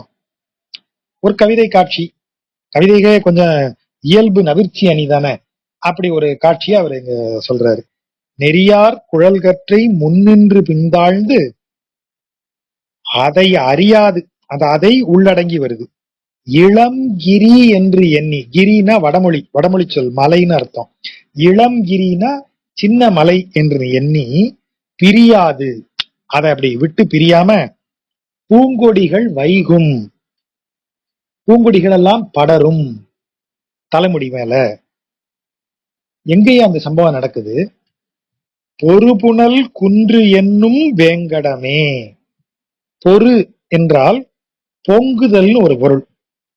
இந்த இடத்துல புனல் என்றால் நீர். நீர் எங்கிருந்து பொங்கும்? அது அருவியாக வந்தாலோ அல்லது அலை வீசினாலோ, அலை வரும்போது அந்த பொங்குதல், அத பொறுங்கிறத சொல்லுவாங்க. அப்ப இந்த இடத்துல பொறுனா ஒன்றோடொன்று மோதக்கூடியங்கிற பொருள் உண்டு, இன்னொரு பொருள் பொங்கக்கூடிய, அலைகள் வந்து மோதக்கூடிய, ஒன்றோடு ஒன்று மோதக்கூடிய அந்த மோதுதல் தான் பொருதுதல்னு அர்த்தம். பொரு கயல், ரெண்டு மீன்கள் ஒன்னோட ஒண்ணு முட்டிக்கிற மாதிரி கண்கள் இருக்குன்னு சொல்றோம் இல்லையா, அத மாதிரி இங்க பொரு புனல், நீர் வந்து அப்படி அலைகள் வந்து ஒன்னோட ஒண்ணு இப்படி முட்டிக்குது. அப்படிப்பட்ட நீர்வளம் மிக்க குன்று. அந்த குன்றுக்கு என்ன பேரு? பொருபுனல் குன்று என்னும் வேங்கடம். நீர்வளம் மிக்க குன்று வேங்கடம் என்ற பெயர் கொண்டது. அதுவே யாம் விரும்பும் வெற்பு, வெற்புனா மலை, அந்த குன்றுதாயா நான் விரும்பக்கூடிய மலை அப்படின்னு சொல்றது. நான் விரும்பும் மலையாகிய திருவேங்கடத்தில் நீர் வளம் மிக்கதாக இருக்கும். அங்கு இறைவனை தரிசிக்க செல்லும் அடியார்கள் அமர்ந்து தியானத்தில் இருக்கும் போது அவர்கள் இது பின்தாழ்ந்து இருக்கக்கூடிய கூந்தலை இன்னொரு சிறிய மலை என்று நினைத்து பூங்கொடிகள் எல்லாம் அதை விட்டு பிரியாது படர்ந்து பூத்து குலுங்கும் அப்படின்னு ஒரு சுவாரஸ்யமா சொல்றார். அடுத்த பாட்டு இதே மாதிரி இதை வச்சு இன்னொரு சுவாரஸ்யத்தை காட்டுறாரு. அதாவது கொஞ்சம் கொஞ்சம் ஒரு ஃபன் வேற பண்றாரு. எப்படி ஃபன் பண்றாரு? இப்போ இறைவனை எங்க இருக்கான்னு பார்த்தோம், பார்க்கடலில் கிடந்தவன் இல்லையா, வேலை வெள்ளத்துள் கிடந்தாய் அப்படின்னு அவனை பல விதமா, கடல் உள் கிடந்தாய், நீராளி கிடந்தாய், பேராளி கிடந்தாய்ன்னு அவனை பல விதமா பார்க்கடல்ல கிடந்தவனே அவனை சொல்லியாச்சு. இப்ப நம்மால் என்ன சொல்றாரு, எப்பா நீ வந்து வெற்பு என்று இரும் சோலை, இருமத்துக்கு முன்னாடி போடுங்க, இரும் வெற்பு என்று சோலை. இரும் என்றால் விரிந்தன்னு அர்த்தம். இரு நிலம் அப்படின்னா பரந்த நிலம்னு சொல்றோம் இல்லையா, அத மாதிரி இரும் வெற்பு பெரிய மலை, விரிந்த மலை, அதான் இரும் வெற்பு. என்று என்றால் என்று சொல்லப்படும் அர்த்தம். விரிந்த மலை என்று சொல்லப்படும் சோலை, அதாவது என்னது, திருமாலிருஞ்சோலை. அதே மாதிரி விரிந்த மலை என்று சொல்லப்படுவது இன்னொன்னு என்னது, வேங்கடம். திருவேங்கடமும் மலை, திருமாலிருஞ்சோலையும் மலை, ரெண்டுமே விரிந்த மலை. அதனாலதான் இரும் வெற்பு என்று சோலை வேங்கடம் என்று இவ்விரண்டும், ரெண்டுமே ஒரே மலை தானே என்று சொல்லப்படும். அந்த இவ்விரண்டும் அந்த இரண்டு இடங்களிலும் நிற்பு என்று நீ மதிக்கும் நீர்மை போல். நிற்பு என்று அப்படின்னா நிற்பேன் என்று.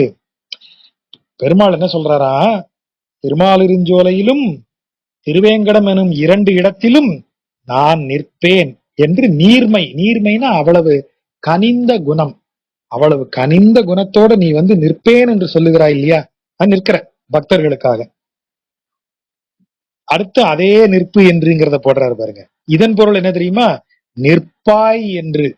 இங்க நிற்பு என்று என்றால் நிற்பேன் என்று முதல்ல சொன்னது. இறைவனே சொல்றான், நான் இங்க நிற்பேன்பா, இந்த இடத்துல இருப்பேன். எங்க, திருவேங்கடம் திருமாலிருஞ்சோலை ரெண்டு இடத்துல இருப்பேன்னு இறைவனே சொன்னானாம். எதுக்காக? பக்தர்கள் மேல் கொண்ட கனிவு, அதான் நீர்மை. நீ மதிக்கும் நீர்மை போல், பக்தர்களின் மேல் கருணையை வைத்து அவர்களை மதிக்கும் உனது குணம், அந்த குணத்தால் நிற்பேன் என்று நீ சொன்னாய். எங்க? திருமாலிருஞ்சோலையிலும் திருவேங்கடத்திலும். அதே மாதிரி நீ நிற்பாய் என்று, நிற்பு என்று உளம் கோயில் உள்ளம் வைத்து உள்ளினேன். நீர்ப்பு என்று உள்ளம் வைத்து உளம் கோயில் உள்ளினேன், அதான் கொண்டு கூட்டு பொருள் எடுக்கிறது. நீ நிற்பாய் என்று என் உள்ளத்தில் வைத்துக்கொண்டு, அந்த முடிவை எடுத்துக்கொண்டு என் உள்ளத்தை கோயிலாக்கி உன்னை உள்ளே வைத்தேன். நிற்பு என்று உள்ளம் வைத்து நீ நிற்பாய் என்று என் மனதில் ஏற்றுக்கொண்டு உளம் கோயில் உள்ளினேன், என் உளத்தை கோயிலாக்கி உன்னை உள்ளே வைத்தேன். பக்தர்கள் மேல் கொண்ட கருணையினாலதானே நீ திருமாலிருஞ்சோலையும் திருவேங்கடத்திலையும் வந்து நின்ன. அப்ப என் மேல் கொண்ட கருணையினால நீ என் மனசுல இருப்ப, அந்தர்யாமியாக இருக்கிறாய்ன்னு சொல்லியிருக்குல்ல, அதுதான் உள்ளம் வைத்து. நீ சொன்ன பாயிண்ட நான் அப்படியே மனசுல வச்சுக்கிட்டு என் உளத்தை கோயிலென கொண்டு உன்னை உள்ளே கொண்டு வந்து இருத்தினேன். இப்ப இறைவன் எங்கெல்லாம் இருக்கான்? திருமாலிருஞ்சோலையில இருக்கான். அப்புறம் எங்க இருக்கான்? திருவேங்கடத்துல இருக்கான். அப்புறமா எங்க இருக்கான்? ஆழ்வார் நெஞ்சிலையும் இருக்கான். இப்ப ஆழ்வாருக்கு ஒரு சின்ன குறும்பு வருது, வெள்ளத்து இளங்கோயில் கைவிடேல் என்று. பாருப்பா, இப்படி நாங்கெல்லாம் கூப்பிட்டோன்னு வந்துகிட்டே இருக்கே, பார்க்கடலை கை விட்டுறாத பிளீஸ், தேவர்கள் எல்லாம் ரொம்ப வருத்தப்படுவாங்க. அப்படி ஒரு குறும்பா சொல்றாரு. வெள்ளத்து இளங்கோவில், இளங்கோயில்ங்கிறது பாம்பு படுக்கை, அந்த பாலாலயம் அப்படின்னு அவங்க இதுல சொல்றது, வைணவ பரிபாஷையில பாலாலயம். அதாவது அந்த பார்க்கடலில் ஆலயமாக, பார்க்கடல்ல இறைவன் இருக்குமிடம் தானே ஆலயம், பார்க்கடலே அவன் ஆலயம்தான். அதுல அவன் இருக்கக்கூடிய கற்ப கிரகமாக இருப்பது அனந்தன், அதாவது இவன் மேல, ஆதிசேடன் மேல, ஆதிசேடன் மேல அவர் வீட்டு இருக்கிறார். அதனாலதான் அதை வெள்ளத்து, வெள்ளம் என்றால் இங்கு கடல், வெள்ளத்து இளங்கோயில், அதை கைவிடேல், அதை விட்டுட்டு வந்துடாதப்பா, எல்லாரும் கூப்பிட்டாங்கன்னு வந்து இருக்க, எங்க மேல கொண்ட கருணையினால திருவேங்கடத்தில் இருக்கிறாய், திருமாலிருஞ்சோலையில் இருக்கிறாய், இந்த நான் கூப்பிட்டேன்னு சொல்லி என் நெஞ்சில வர இருக்க, இப்படியே வந்து பார்க்கடலை விட்டுறாதப்பா, அந்த இடத்தையும் பிடிச்சு வச்சுக்க, இவர் அப்படி சொல்றாரு. ஒரு ஃபன் அது, வெள்ளத்து இளங்கோயில் கைவிடேல் என்று அப்படின்னு அவர் கேட்டுக்கிறார். அவன் என்றும் இந்த பாட்டை இப்படிதான் வாசிக்கணும். வென்றி அடலாளி கொண்ட அறிவனே, அடல் என்றால் வலிமை, நம்ம ஏற்கனவே பார்த்திருக்கோம். வெற்றி பெறும் வலிமை கொண்ட, வென்றி அடல், வெற்றி பெறும் வலிமை கொண்ட ஆழி, அந்த வெற்றி பெறும் வலிமை மிக்க ஆழியை கொண்ட அறிவனே. வார்த்தையை பாருங்க, அறிவன். திரும்பவும் நம்ம ஞாபகப்படுத்துறோம், சக்கராயுதத்தை சுதர்சனம்ங்கிற பெயர் சொல்றோம். சுதர்சனம் என்பது ஒரு சக்கரம், அது வெறும் ஆயுதம் திரும்ப சொல்லும்போது இன்னொரு பொருள் இருக்கு, அது சுழல்வது, தர்ம சக்கரம், தர்மத்தையும் சக்கரம் என்று சொல்லுகிறோம். அப்ப சுதர்சன் சொல்லும்போது ஒரு பார்வை, சு என்றால் நல்ல, இப்ப சுமங்கலி, அப்புறம் என்ன சொல்றது, சுவிசேஷம், விசேஷத்திலேயே மிக சுபமான விசேஷம் சுவிசேஷம், அது வடமொழி சொல் சுவிசேஷம்ங்கிறது. இப்ப அது அப்படி கிறிஸ்தவ சொல்லா மாறிடுச்சு, ஆனா சுவிசேஷம் வடமொழி சொல். விசேஷம் சுவிசேஷம், ரொம்ப சுபமான விசேஷம், அது சிறப்பு, மிகச் சிறப்பு, மிக மங்களகரமான சிறப்பு, அதான் சுவிசேஷம். அப்ப சு சேர்க்கிறது எல்லாமே. பாஷினி, நன்றாக பேசக்கூடியவர். சுபாஷினி, நல்லவற்றையே பேசக்கூடிய, நல்லவற்றை நல்ல விதமாக பேசக்கூடியவர், சுபாஷினி.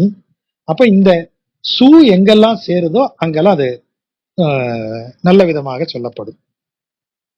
அப்ப இங்க அது என்னது, சுதர்ஷன், நல்ல விதமாக ஒன்றை பார்ப்பது. சக்கரத்துக்கு என்ன அப்படி பேர் வச்சிருக்கீங்க, நல்ல விதமா பார்க்கறதுன்னா அப்ப அது ஒரு தரிசனம். அதனாலதான் தர்மம், தர்மம் என்பது எப்போதும் சுபமாக நல்லதாக பார்க்கக்கூடியது. தர்மத்தின் பார்வை அப்படிப்பட்டதாகத்தான் இருக்கும், நல்லதாகத்தான் இருக்கும். அது தண்டிக்கலாம், ஆனா அது நன்மையை நோக்கியதாகத்தான் இருக்கும். ஆகதான் தர்மத்தின் பார்வைன்னு பொருள். அதை ஒருவன் தனது கையில் வைத்து ஏந்தி இருக்கிறான், அறம் பெரியன் கையில் ஏந்தி இருக்கிறான். அதை எப்படி, அது எல்லாவற்றையும் வெல்லக்கூடியது, வென்றி அடல் ஆழி, அனைத்தையும் வெல்லும் வலிமை கொண்டது தர்மம். தர்மத்திற்கு முன்னாடி எதுவுமே நிற்க முடியாது, தர்மத்திற்கு மிஞ்சியது எதுவும் இல்லை, நமது மரபு எப்போதும் சொல்லிக்கிட்டே இருக்கிற சொல். அப்படிப்பட்ட ஒன்றை கையில் ஏந்தியவன் அதை கையாளுவதற்கு எவ்வளவு பெரிய அறிவுடையவனா இருக்கணும். அந்த வார்த்தையை பாருங்க, வென்றி அடலாளி கொண்ட அறிவனே, அவன் தான் அறிவன், அனைத்தையும் அறிந்தவன் தான் தர்மத்தின் சக்கரம், அனைத்தையும் வெல்லும் தர்மத்தின் சக்கரத்தை கையில் ஏந்த முடிந்தவன். அறியாமையுடையவன் கையில தர்ம சக்கரத்தை ஏந்த முடியாது, அவனை அழிச்சிரும் அது. அப்ப இந்த வார்த்தையை பாருங்க, வென்றி அடலாளி கொண்ட அறிவனே, ஏழ் பிறப்பும் எப்பொழுதும் நின்று நினைப்பு ஒழியா நீர்மையால், 7 பிறவியானாலும் எந்த நேரமும் உன் நினைப்பிலேயே நின்று, அதை நின்று நினைப்புங்கிறத நீங்க பொருள் எடுக்கும் போது நினைப்பில் நின்று, அவன் நினைப்பிலேயே நின்று அப்படின்னா அவன் நினைப்பிலேயே மனதை எப்போதும் வைத்திருந்து, அதான் நினைப்பில் நின்று, ஒளியானா கொஞ்சமும் சோர்வு இல்லாம 7 பிறப்பானாலும் எல்லா நேரமும் அவன் நினைப்பிலேயே சோர்வின்றி இருந்த நீர்மையால், அந்த குணத்தினால், வென்றி அடலாளி கொண்ட அறிவனே, 7 பிறப்பும் எப்பொழுதும் நின்னை நின்று, அதாவது உன்னை நினைத்து அப்படிங்கிறது பொருள், நினைப்பு நின்று ஒழியா நீர்மையால் என்றும் மறந்தறியேன். உன்னை எப்போதும் அப்படி நினைச்சுக்கிட்டே இருக்கிறதுனால உன்னை ஒரு நாளும் நான் மறந்ததே இல்லை. இன்பக் கடல் ஆழி நீ அருளிக் காண். இன்பக் கடலாழி என்றால் என்ன? இன்பக் கடலில் என்னை நீ சேர்ப்பாயாக, அதை எனக்கு அருள்வாயாக. எது இன்பக் கடல்? கடல்னு சொல்லியாச்சு, அப்புறம் என்ன ஆழி? இன்பக்கடல் ஆழி. கடல் அப்படிங்கிறதே விரிந்தது, ஆழி எல்லையற்ற கடல். இன்பம் எல்லையற்று இருக்கக்கூடியது எங்க? ஆனந்தம் மட்டுமே அங்கு இருக்கும். அங்கு செயல்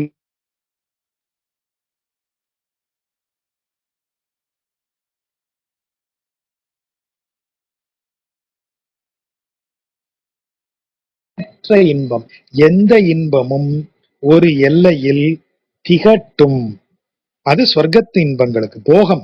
போக இன்பங்கள் திகட்டும், எல்லையுடையவை. ஆனா எல்லையற்ற ஆழி இன்பக்கடல், எல்லையற்றதாக விளங்கக்கூடிய இன்பக்கடல் இன்பம் இறைவனது திருவடி. அதுதான் எனக்கு அருள்வாயாக அப்படின்னு கேட்கிறார். அப்படி அவனை அப்படி இப்ப நீங்க அதை வணங்கணும், அது நமக்கு கிடைக்கணும்னா என்ன செய்யணுங்கிறது தான் அவர் குறிப்பால சொல்றாரு. வென்றி அடலாளி கொண்ட அறிவன், அவன் தர்மத்தை காப்பவன், தர்மத்தை கையாளுபவன்கிறத நீ உணரணும். அதனாலதான் அவர் திரும்ப திரும்ப அந்த இறைவனை என்னன்னு சொல்றாரு? வென்றி அடலாளி கொண்ட அறிவனேங்கிறாரு. ஏழ்பிறப்பும் எப்பொழுதும் நினைப்பு அவனில் நின்று ஒழியா நீர்மை, அதை விடவே கூடாது, சோர்வை அடையக்கூடாது. அதுல அப்படி இருக்கக்கூடிய நீர்மையால் அவனை மறந்து அறியாது என்றும் இருந்தால் அவன் நமக்கு இன்ப கடலாடி தருவான் அப்படின்னு சொல்றது. அடுத்த பாட்டு இதே மாதிரி சுவாரஸ்யமான பாட்டு தான். திருமாலை காண கழிகாதல் கைமிக்கு காட்டினால் நாணப்படும் என்றால் நானுமோ. நானுமோதான் நானுமேன்னு வருது மீட்டருக்காக. நானுமோ அதாவது திருமாலை காண, திருமாலை காணணுங்கிற ஆவல், அந்த காதல், திருமால் மேல் மால் மேல் கொண்ட மையல் இருக்கே, கழி காதல், கழினா மிகுதியான காதல் மிகுந்து கைமீறி போகுது. கைமீறி போச்சுன்னா என்ன அர்த்தம்? அடக்க முடியல என்னால. இப்போ ஒருத்தர் மேல எனக்கு காதல் இருக்கு, அத எல்லாரும் தப்பா நினைப்பாங்களோ, நான் போய் அந்த பெண்கிட்ட நம்ம காதல சொன்னா அவ ஹஸ்பண்ட் தப்பா நினைக்க மாட்டான் அப்படின்னு எல்லாம் என்னை நான் கண்ட்ரோல் பண்ணிட்டு உட்காந்துருக்கேன்னு வைங்க. அப்ப அதெல்லாம் அப்படியே கைக்குள்ள இருக்கிற காதல் எல்லாம் மீறி போச்சு, பாஞ்சி ஓடி போய் எல்லாரும் பார்த்துட்டு இருக்கிறப்ப நான் என்னுடைய நாணத்தை துறந்து சொல்ற அளவுக்கு என் காதல் கைமீறி போகுது. அவ்வளவு களி காதல், கூடிய காதல். மானுடர்கள் மேலே அப்படி ஒரு காதல் வரும்போது இறைவனை உணர்ந்தவர்களுக்கு இறைவன் மேல எவ்வளவு காதல் வரும்? அதான் அவர் சொல்றாரு, திருமாலை காண. இந்த வார்த்தையை முதலே போட, திருமாலை கீழே வருது, அதுல இருந்து மேல எடுத்து வச்சுக்கணும். திருமாலை காண கழி காதல், மிகுந்த காதல் கைமீறி போச்சுன்னு வைங்க. கைமீறி காட்டினால், கைமீறி பொங்கினால் நாணப்படும் என்றால் அவங்கள்ட்ட போய் எப்பா இப்படி எல்லாம் பெருமாள் மேல லவ் இருக்குன்னு சொல்லிட்டு தெரியாதப்பா, வேற யாராவது தப்பா நினைப்பாங்க, வெக்கமா இருக்காதா அவனுக்கு அப்படின்னா அவன் அவன் அதை பத்தி கவலைப்படுவானா? பெருமாள் மேல் காதல் கொண்ட ஒருவன், நீங்க அதை யோசிச்சு பாருங்க. இப்போ நம்ம நண்பர்களோட ஒரு ஒரு ஒரு இடத்துக்கு போயிருந்தோம். அப்ப அதுல ஒரு நண்பர் ஒருத்தர் வந்தார். அவருக்கு குரல் வளமோ இசை வளமோ ரொம்ப எல்லாம் இல்லை, ஆனா அவருக்கு திருமுறைகள்ல நல்ல பாடம் இருக்கு. அவர் ஒரு கோவிலுக்கு போறாருன்னு வைங்க, அந்த சந்நிதியில அந்த தெய்வத்துக்கான பாடலை அவர் வாட்ட பாடிவார், அவர் வாட்ட பாடுவார். முருகன் சந்நிதிக்கு போனா அவர் வாட்டுக்கு கடகடன்னு கந்தர் அனுபூதியில இருந்தோ அல்லது இதுல திருப்புகள்ல இருந்தோ 2 பாடலை அவர் பாடிட்டு தான் வருவார். நல்ல பெரிய குரல்ல, யாரை பத்தி மேல விட மாட்டாரு. கொஞ்சம் ராகம் தடுமாறுதே, கொஞ்சம் இதா இருக்கே, அதெல்லாம் கவலையே விட மாட்டார், அதை பாடிடுவார். அடுத்து சிவன் சன்னதியில, தாயார் சன்னதியில, எல்லா இடத்துலயும் பாடிடுவார். அவன் கூட 2-3 நண்பர்கள் இனியா படுத்துறான் குரலும் தான். இப்ப நான் சொன்னதுதான், இங்க பாருங்க, நமக்காக நாம ரசிக்கணுங்கிறதுக்காக பாடுனா இதையெல்லாம் நம்ம கமெண்டா சொல்லலாம். இப்ப நம்மள எல்லாரையும் உட்கார வச்சு உங்க முன்னாடி பாடுறேன்னு பாடி காமிச்சாருன்னா, எப்பா நீ பாடுறது நல்லா இருக்கு ஆனா கொஞ்சம் குரல்ல அதெல்லாம் சொல்லலாம். அந்த ஆளு நமக்கு பாடல, அந்த ஆள் நேர பாரு யாரை பார்த்து பாடிட்டு இருக்காரு? இப்ப சிவனை பார்த்து பாடிட்டு இருக்காரு, இந்த பிள்ளையார பார்த்து பாடிட்டு இருக்காரு, முருகனை பார்த்து பாடிட்டு இருக்காரு. ஏதாவது சொல்லணும்னா அவங்க வந்து சொல்லுவாங்க, ஏன் ஒழுங்கா பாடுறான்னு பிள்ளையார் எந்திரிச்சு வந்து சொல்லட்டும், இல்ல முருகன் சொல்லட்டும். நமக்கு அதை சொல்றதுக்கு எந்த ரைட்ஸும் கிடையாது. உங்களுக்கு கேட்க விசித்திரமா இருந்ததுன்னா நீங்க இந்த பக்கம் நகர்ந்து வந்து இன்னொரு தெய்வத்தின் சன்னதியில உங்களை வச்சுக்கங்க. எப்பா நீ பாடிட்டு போ, அதுக்கப்புறம் நான் நம்மளால போய் பாத்துக்கிறேன், பெருமாளை பாத்துக்கிறேன், நான் சிவனை பாத்துக்கிறேன், நீ போய் பாத்துக்கோ. அவ்வளவுதான் நம்ம செய்ய வேண்டியது அப்படின்னு நான் சொல்லிட்டேன். அதுதான் இயல்பு. இதுக்கு முன்னாடியா இருந்தா நானும் அதை சொல்லியிருப்பேன். பிரபந்தம் வாசிக்கிறதுக்கு முன்னாடி நானும் என்னப்பா சரியாவே பாட மாட்டேங்கிறேன், என்ன எனக்காகவா பாடிட்டு இருக்கான், அந்த அறிவு வர்றதுக்கு நான் பிரபந்தம் வாசிக்க வேண்டியிருக்கு. அதுதான் இவர் இங்க கேள்வி கேட்கிறார். அப்படி காதல் மிகுந்து போனவங்கள்ட்ட போய் எப்ப நாணப்படும் ரொம்ப வெக்கக்கேடா இருப்பான்னு சொன்னா அவங்க உடனே அந்த வெக்கப்பட்டுருவாங்களா? நாணப்படும் என்றால் நானுமோ அப்படின்னு அவர் கேட்கிறாரு. அவனே காதல் கைமிஞ்சி போயிருக்கான், அவங்கிட்ட போய் எப்பா வெக்கம்லாம் ஏதாவது வெக்கமா பேசுவாங்கப்பா எல்லாரும் சொன்னா வெக்கப்பட்டுருவானா? திருமாலைக்கான கழிகாதல் கைமிக்கு காட்டினால் நாணப்படும் என்றால் நானுமோ வெக்கப்படுவானோ? அடுத்தவர் இன்னும் ஸ்பெஷலா போடுறாரு.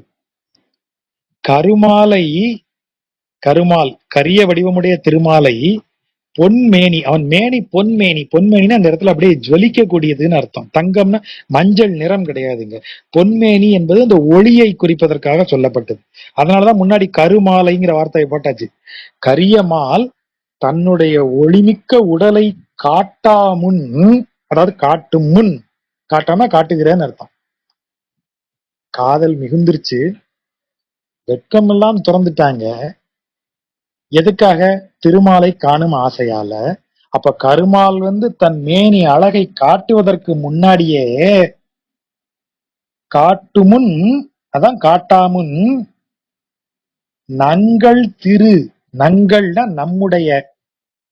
நம்முடைய, அதாவது எதிர இருக்கிறவனையும் தன்னோட சேர்த்துக்கிறது. இப்ப எங்கள் அப்படின்னா எங்க குரூப், அஸ், நாங்கெல்லாம், எதிர இருக்கிறவன் கிடையாது. நங்கள், நாமும் நீங்களும் சேர்ந்தது நங்கள், நாங்களும் நீங்களும் சேர்ந்தா நங்கள், நீங்களும் எங்களுடைய வி, எல்லாரும் ஒன்னாயிட்டோம். நங்கள் திரு, நம்முடைய தாயார் இருக்காளே அவ பேணி காட்டும். கருமாலை பொன்மேனி காட்டாமும் நங்கள் திரு பேணி காட்டும். யாரை? திருமாலை. திருமாலை நங்கள் திரு பேணி காட்டும், அதாவது நமக்கு முன்னாடியே காமிச்சு கொடுக்கும். அப்படின்னா என்ன அர்த்தம்? நீங்க பெருமாள் மேல் காதல் மிகுந்து அவனை பார்க்கணும்னு துடிப்போட இருந்தீங்கன்னா பெருமாள் அருள்வதற்கு முன்பே தாயார் உங்களுக்கு அருள் செய்து காட்டுவாள். அதுதான் ஸ்ரீயப்பதியான பெருமான்னு திரும்ப திரும்ப முதல்ல ஸ்ரீ வரா. பெருமாளுக்கு தான் அந்த பெருமை எப்போதும். நீங்க கவனிச்சீங்கன்னா தெரியும், தாயார் பேர் முதல்ல, அப்புறம் தான் அவன் பேரு. லக்ஷ்மி நாராயணன் தான். நாராயண லக்ஷ்மி கிடையாது, லக்ஷ்மி நாராயணன். பூவராகர், பூமாதேவியை ஏந்திய வராகர். பூமாதேவி தான் முதல்ல, பூமாதேவியை ஏந்திய வராகர். ராதா கிருஷ்ணன் தான், கிருஷ்ண ராதா கிடையாது. ராதை தான் முதல்ல, கிருஷ்ணன் பின்னாடி. தாயாரின் வழியாத்தான் அவனை காண முடியும். தாயார் அப்படி ஒரு செகண்ட் என்னையா காதல், நான் பெருமாள் மேல வச்சிருக்கிற காதல் மாதிரில இவனும் காதலோட இருக்கான், வாயா நான் காட்டுறேன் பெருமாளை உனக்கு, அப்படி தாயார் அழைத்து கொண்டு வந்து காட்டுவாள். அதுதான் இங்க சிறப்பு. கருமாலை பொன்மேனி காட்டாமுன் நங்கள் திரு பேணி காட்டும் திருமாலை, அவ வந்து காட்டிடுவா அப்படின்னு தாயாரின் சிறப்பை சொல்றாரு. திருமங்கை நின்று அருளும் தெய்வம், அதாவது திருமங்கை யாரு? திருவாகிய மங்கை தாயார் லக்ஷ்மி பிராட்டி. திருமங்கை மார்பில் நின்று அருளும் தெய்வம். அந்த மார்பில்ங்கிறது ஒரு குறிப்பு.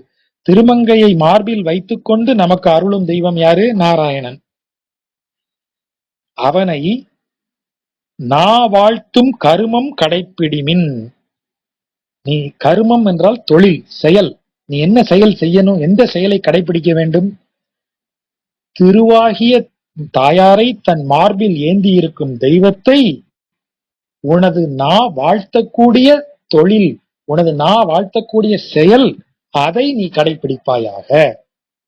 கடைபிடிச்சால் என்ன செய்யும்? உரிமையால் ஏத்தினோம் பாதம், நான் அதை கடைபிடிக்கிறேன், அவனை வணங்கும் உரிமையால் அவன் திருப்பாதங்களை புகழ்கிறேன். இருந்தடக்கை எந்தை பேர் நாள் திசையும் கேட்டீரே. உரிமையால் நாம் ஏத்தினோம்னு அந்த பொருள் கொண்டு கூட்டி வைக்கணும். அது என்ன பொருள்? எப்பா, நீ தாயாரை மார்பில் தாங்கி இருக்கும் தெய்வம் அவன்தான். அவனை வாழ்த்தும் இதை கடைப்பிடி. ஒரு விஷயம் தெரிஞ்சுக்க, 4 திசைகளிலும் அவனுடைய தடக்கை, இருந்தடக்கை, இருனா பரந்தன்னு ஏற்கனவே பார்த்தோம். தடக்கை நமக்கு பெரிய கை, எல்லா திசைகளிலும் அவன் கரங்களே வியாபித்து இருக்கிறது. கேட்டியா? அவன் தான் எல்லா இடங்களையும் வியாபித்து இருக்கிறான். அவனது திருப்பாதங்களை நாம் உரிமையால் ஏத்தினோம். நான் ரொம்ப உரிமையோட அவன் திருப்பாதங்களை வணங்குகிறேன். எந்த உரிமையில வணங்குகிறேன்? அவன் மார்புல திருமங்கை இருக்கா, அவள் நமக்கு எல்லாவற்றையும் செய்வா. அந்த உரிமையில நான் அவனை வணங்குகிறேன். அவன் திசைகளெல்லாம் நிறைந்து கிடப்பவன். இந்நாள் திசையும் அவனது இருந்தடக்கை தான் நீண்டு இருக்கிறது. அப்படின்னு என்ன அர்த்தம்? எல்லா இடத்துலயும் அவர் கை நீண்டு இருக்குப்பா அப்படின்னு சொன்னா என்ன அர்த்தம்? கை நீளமா இருக்குன்னு அர்த்தமா? இல்ல, எல்லா திசைகளிலும் அவர் செயல்தான் செல்லுபடியாகுங்கிறதுக்கு பொருள். நாம் பெற்ற நன்மையும் இதை இப்படிதான் வாசிக்கணும். அதாவது, நாமங்கை நல்லெஞ்சத்து ஓம்பி இருந்து. நாமங்கை யாரு? நாங்கிறது வாக்கு. வாக்கிற்கு தலைவி யாரு? வாக்தேவி, சரஸ்வதி. அதான் நாமங்கை. பூமங்கை இவ யாரு? நம்ம மகாலட்சுமி தாயார், பூமேல் அமர்ந்தவள். நாமங்கை அப்படிங்கிறது யாரு? நம்ம சரஸ்வதி. மாமங்கை மலைமேல் அமர்ந்தவள், அதான் மாமங்கை, அது பார்வதி. மாமங்கை, பூமங்கை, நாமங்கைன்னு சொல்றது ஒரு மரபு. இவன் நாமங்கை ஆகிய வாக்தேவி நல் நெஞ்சத்து, நம்முடைய நல்ல நெஞ்சத்தில் ஓம்பி இருந்து, நமது நல்ல நெஞ்சத்தில் வந்து நிலைத்து இருந்து, எம்மை ஓதுவித்து, அவளாலதான் நான் இதெல்லாம் பாடுறேன், அவள் அருளாலதான் இதெல்லாம் சொல்றேன். பொன் ஆழி பாடு என்று, வார்த்தையை பாருங்க. பொன் ஆழி எது? பொன்னிறமாக மின்னும் சக்கரம். அந்த சக்கரத்தை கையிலேந்தும் தெய்வம். அத ஷார்ட்டா அப்படி சொல்றாரு, பொன்னாழி பாடு, பொன்னாழி ஏந்தியவனை பாடு அப்படின்னு பொருள். அவன் என் மனசுல வந்து என்ன ஓதுவித்தாள்? பொன்னாழி பாடு என்று. அது நான் பாடுறேன். அவ அருள் கொடுத்தாள், என் நெஞ்சத்தில் வந்து நிறைந்தாள், அவள் அருளால் நான் ஓதுகின்றேன். அதாவது இந்த பாடல்களை பாடுகின்றேன். எதை பாடச் சொல்லி அவ எனக்கு அருள் கொடுத்தாள்? பொன்னாழி பாடு என்று அருள் நீர்மை தந்த அருள். இந்த வார்த்தை திரும்ப வந்துருச்சா? அருள் நீர்மை தந்த அருள். எப்படி வந்து திரும்ப 2 அருள் வருது? அப்ப நமக்கு தெரியும், நாமகள் எனக்கு அருள்கிறாள், அந்த நாமகளை அருளச் செய்யும் அருள் எனக்கு இருக்கிறது. அது தலைவனது அருள். நாமகள் அருள் நீர்மை தந்த அருள் இறைவனுடைய அருள். நாமகளுடைய அருளை பெரும் தகுதியை எனக்கு கொடுத்த அருள் இறைவனது அருள். அதான் அருள் நீர்மை. பாடு என்று அருளும் நீர்மையை தந்த அருள் நாராயணனுடைய அருள். அப்ப நான் பாடுறது வேம்பின் பொருள் நீர்மையாயினும். ஏதோ இந்த வேம்பின் பொருள் என்ன? வேம்பின் இயல்பு எப்படி இருக்கும்? கசப்பா இருக்கும். நான் பாடுறது கொஞ்சம் முன்ன பின்ன இருக்கும். தனது பாடல் அப்படி சொல்லிக்கிறாரு, வேம்பின் பொருள் நீர்மையாயினும். அந்த என்னுடைய பாடலில் கொஞ்சம் வேம்பு மாதிரி அது இருந்தா கூட, அதையும் பாடும் அருளை கொடுத்த அருள் உன்னுடைய அருள், அதுவே நாம் பெற்ற நன்மையும். அந்த வார்த்தையை பாருங்க, நாம் பெற்ற நன்மையும் நீதந்த அருள் அப்படின்னு சொல்றது. பொன்னாழி பாடு என்று அருள் தந்தது நாமங்கை. அப்படி பாடும் நாம் பெற்ற நன்மையும் தந்த அருள் உன்னுடைய அருள். 2 அருளையும் உள்ள போட்டிருக்காரு. நாமகள் தந்த அருளையும் நான் பெற்றேன், நாமகள் அருளை தரும் பேரை எனக்கு நீ அருளியதையும் பெற்றேன். அந்த 2 அருளும் உள்ள கொண்டு வந்துட்டார். அருள் நீர்மை தந்த அருள், பூதத்தாழ்வாருடைய சிக்னேச்சர். அருள் புரிந்த சிந்தை அடியார் மேல் வைத்து பொருள் தெரிந்து காண்குற்ற. காண்குற்றனா காண்குற்றன்னு பிரிக்க கூடாது. காண்குற்ற என்றால் காணலுற்ற, பார்க்க முடிந்த அப்படின்னு அர்த்தம். பொருள் தெரிந்து காண முடிந்த, அதான் காண்குற்ற. அருள் புரிந்த சிந்தை அடியார் மேல் வைத்து, நமக்கு பொருளே சொல்ல வேண்டாம், அடியார் மேல் அவனுக்கு அருள் புரிய வேண்டும் என்ற சிந்தையை வைத்து இறைவன் பொருள் தெரிந்து காணலுற்ற அப்போது அது இறைவன் என்மேல் அருள் புரிய வேண்டும் என்ற சிந்தையை வைத்தான். நான் ஒரு அடியார் இல்லையா? அப்ப அடியார் மேல் அருள் புரிந்த சிந்தை வைத்து, சரி இவனுக்கு அருளலான்னு பெருமாள் என் மேல சிந்தை வச்சுட்டான். அப்படி வச்ச உடனே எனக்கு என்ன ஆச்சு?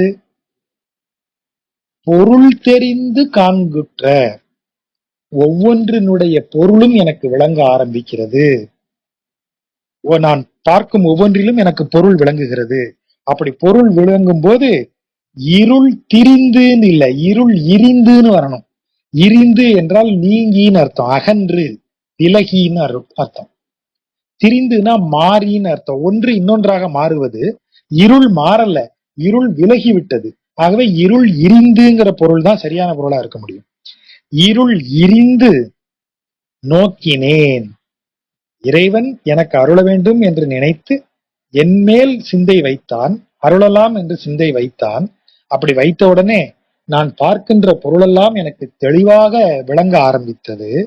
ஆகவே என்னுடைய அஞ்ஞான இருள் விலகியது. அப்படி விலகியதும் இருள் விலகுவதை நான் நோக்கினேன். நோக்கி அப்படி விலகி பார்த்தேன். எதை பார்த்த? நோக்கி ஒன் கமலம் அது நினைந்தேன். ஒன் கமலம், ஒன் என்றால் ஒளி வீசும் அழகிய கமலம். கமலம் என்றால் தாமரை. இங்க வெறுமன அப்படியே எனக்கு அருள் வந்து என்னுடைய அறியாமை விலகி இருள் நீங்கி எனக்கு அப்படி பார்வை தெளிவு பெற்று என்ன பார்த்த? ஒரு அழகான தாமரையை பார்த்தேன் அப்படியா சொல்லுவாங்க? அந்த இடத்துல ஒன் கமலம் என்பது அவனுடைய கமல திருவடி, இறைவரது திருவடியை என்னால் காண முடிந்தது. ஒன் கமலம் அது நினைந்தேன். அந்த அதுங்கிறது தான் குறிப்பு. அதுன்னு சொன்னா த ஸ்பெஷல் அப்படின்னு அர்த்தம். ஸ்பெஷல் தாமரை அது என்னது? திருவடி தாமரை. ஒன் கமலம் அது கண்டேன், அதை பார்த்தேன், அதை நினைந்தேன், அதை நினைச்சேன், அதை தியானித்தேன். அடுத்து என்ன செஞ்சேன்? ஓர்ந்து. ஓர்ந்து என்றால் உணர்ந்து. உணர்ந்து என்னையும் அங்கு ஒக்கினேன். ஒக்கினேன்கிறதா ஓக்கினேன்னு வருது மீட்டருக்காக. ஒக்கினேன் என்றால் சரண் செய்தேன், அப்படியே கொண்டு போட்டேன்னு அர்த்தம். இறைவன் எனக்கு அருள வேண்டும் என்று முடிவு பண்ணிட்டான். இவ்வளவு அழகா இருக்கு பாருங்க அந்த பாட்டு. அருள வேண்டும் என்று முடிவு செய்ததுனால எனக்கு விஷயங்கள் புரிய ஆரம்பிச்சது. என்னை மூடியிருந்த அஞ்ஞான இருள் விலகியது. அப்படி விலகியதால் எனக்கு எதை பார்க்க முடிந்தது? அவனது திருவடிகளை பார்க்க முடிந்தது. அப்படி திருவடிகளை பார்க்க முடிந்ததால் ஒரு விஷயத்தை உணர்ந்து கொண்டேன். என்ன உணர்ந்து கொண்டாய்? அவனிடத்தில் சரணடையாமல் நமக்கு கதி இல்லை என்பதை உணர்ந்து கொண்டேன். ஆகவே ஓர்ந்து உணர்ந்து ஆங்கு, ஆங்கு என்றால் அவன் திருவடியில் என்னையும் ஒக்கினேன், என்னையும் உன்னில் இட்டேன்.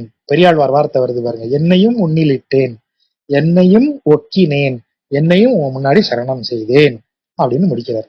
சரணாகதிக்கு ஒரு ஸ்டெப்பு, அதாவது இறைவன் திருவடிகளை நினைத்து அதில் நம்மை சரண் செய்ய வேண்டும் பொதுவா பார்ப்போம். ஆனா ஆழ்வார் ரொம்ப கெட்டிக்காரர். அவர் தெளிவா சொல்றாரு, அவன் இவனுக்கு பக்தி வரணும்னு சொல்லி அவன் நினைக்கணும், எனக்கு பக்தி வரணும்னு நான் நினைக்க முடியாது. அடியார் மேல் அருள் புரிந்த சிந்தை வைத்து இறைவன் தான் அருளணும். அப்படி அருளிய பிறகுதான் எனக்கு பொருள் தெரிந்து காண்குற்றலாகிறேன், பொருள் தெரிந்து பார்க்க முடிந்தவனாகிறேன். அப்படி பார்க்க முடியும் போதுதான் எனது இருள் விலகுகிறது. எனது இருள் விலகும் போது நான் காண்பது இறைவனின் திருவடிகளை. அந்த திருவடிகளை கண்டவுடன் நான் ஒன்றை உணர்வேன், அது அவனிடத்தில் என்னை சரண் செய்வதே வழி என்று. அதனால் அவன் முன்பு சரணாவேன். எவ்வளவு அழகா ஸ்டெப் பை ஸ்டெப்பா சொல்லிட்டார். எல்லாத்துக்கும் ஆரம்பம் என்ன? பக்தி நமக்கு வரணும்னு அவன் நினைக்கணும், அவ்வளவுதான்.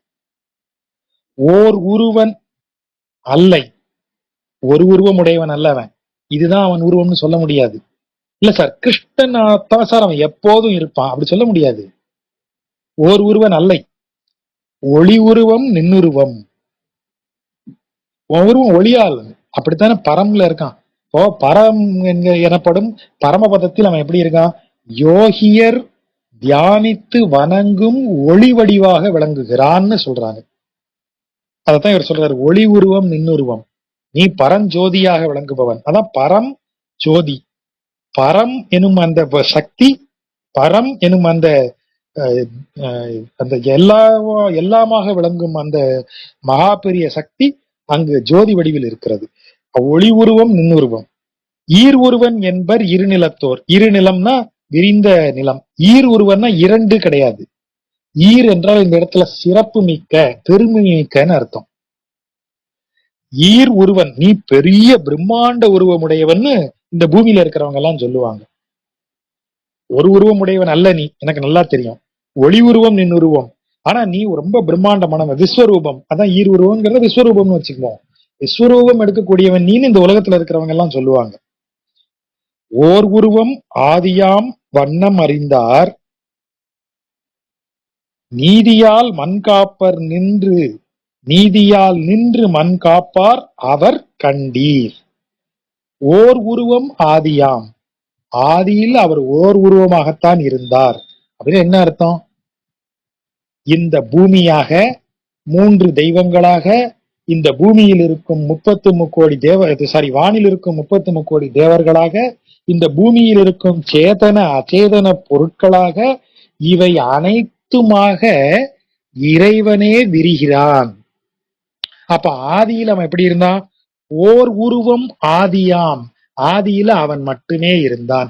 அவன்தான் உலகமாக, வானாக, மண்ணாக, ஐம்பூதங்களாக, மனிதர்களாக, விலங்குகளாக, தாவரங்களாக, கடலாக, மலையாகவெல்லாம் மலர்ந்திருக்கிறான்.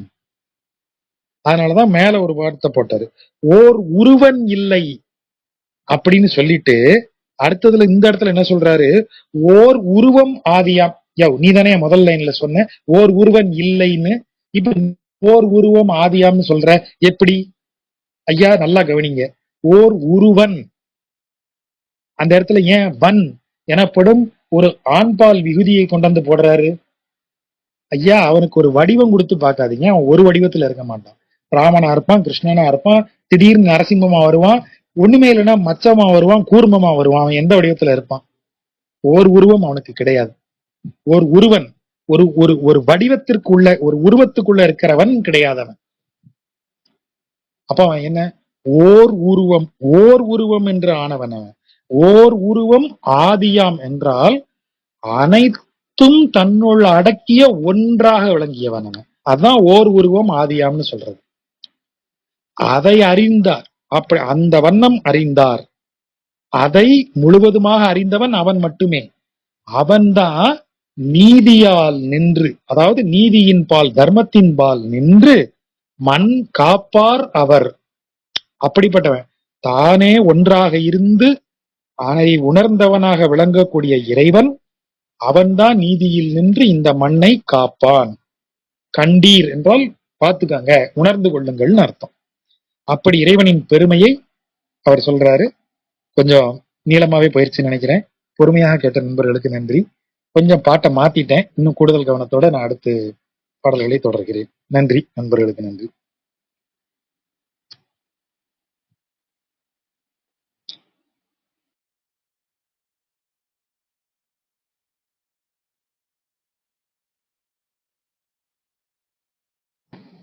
நண்பர்களுக்கு ஏதாவது கேள்விகள் இருந்தா கேட்கலாம்.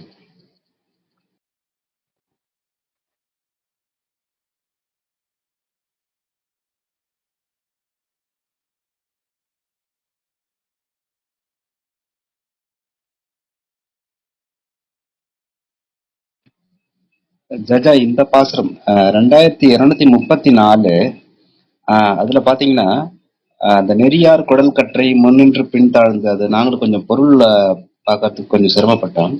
இங்க ஆனா அந்த திருப்பதி மலையில அவங்க தியானம் பண்றாங்க. அப்படிப்பட்ட காட்சிகள் எல்லாம் இத வேற யாருடைய, அதாவது துணை இல்லாம இதை புரிஞ்சுக்க முடியாதுன்ற மாதிரி இருக்கு இந்த பாசுரம். அது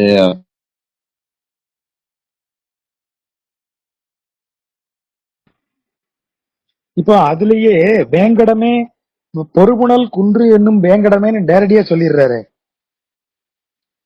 சோ அதுவே யாம் விரும்பும் வெற்பு அப்படின்னு சொல்லிடுறாரு. அதுதான் நான் விரும்பும் மலை அப்படின்னு அவர் சொல்லிடுறாரு. அதுல அது திருவேங்கடம்னு பொருள் கொள்வதற்கு நமக்கு குழப்பம் இல்லை, அவரே சொல்லிடுறாரு. எந்த இடம் குழப்பமா இருக்கும்னு நீங்க நினைக்கிறீங்க? அந்த குடல் கற்றை, அது அது அந்த குடல் கற்றை வந்து ஒரு சின்ன குன்றுன்னு நினைச்சுக்கிட்டு செடி அவருடைய தலைமையில ஏறுறதா அப்படின்னு சொல்றாங்க இல்லையா, இளம் கிரின்னு நினைச்சுக்கிட்டு அது போகுது. அவங்க அந்த அவங்க வந்து அங்க உட்கார்றாங்கன்றதே முதல்ல கொண்டு வர வேண்டியது இருக்கு இல்லையா? ஆமா ஆமா, அதாவது உரையாசிரியர்கள் பொருள் எழுதும்போது எப்படி எழுதுறாங்க, அங்கு சென்று திருமாலை வழிபடுபவர்கள் அசைவு அடக்கி மூச்சடக்கி அமர்ந்து தியானிப்பதனால அவர்களை மலை என்று அந்த கொடிகள் நினைத்தன அப்படின்னு எழுதுறாங்க. அது வந்து இதுல அது ஒரு பொருள் கூடுதலா எடுக்கிறது தான், ஒரு சுவாரஸ்யமா உள்ள புகுந்து பொருள் எடுக்கிறது தான். நமக்கு அது ஒரு அழகு. இப்போ திடீர்னு கொடி வந்து தலைமுடிய பிடிச்சு மேல ஏறக்கூடிய வாய்ப்பு இல்லை. அசையாது நிக்கிற பொருள் மேலதான் கொடி ஏறும் இல்லையா? அப்போ ஒரு பக்கத்துல ஒரு மரம் இருக்குன்னா மரத்தோட தண்டுல தான் பிடிச்சி மேல ஏறும். அசைந்து கொண்டிருக்கிற இலை மேல கொடி ஏறாது, நிலைத்த பொருள் மீதுதான் ஏறும். அப்ப தலைமுடி மேல ஏறுதுன்னு சொன்னா தலை அசையாமல் இருக்கணும், அப்போ அவன் தியானத்துல இருக்கணும்னு நம்ம பொருள் எடுத்துக்கிறோம், அவ்வளவுதான்.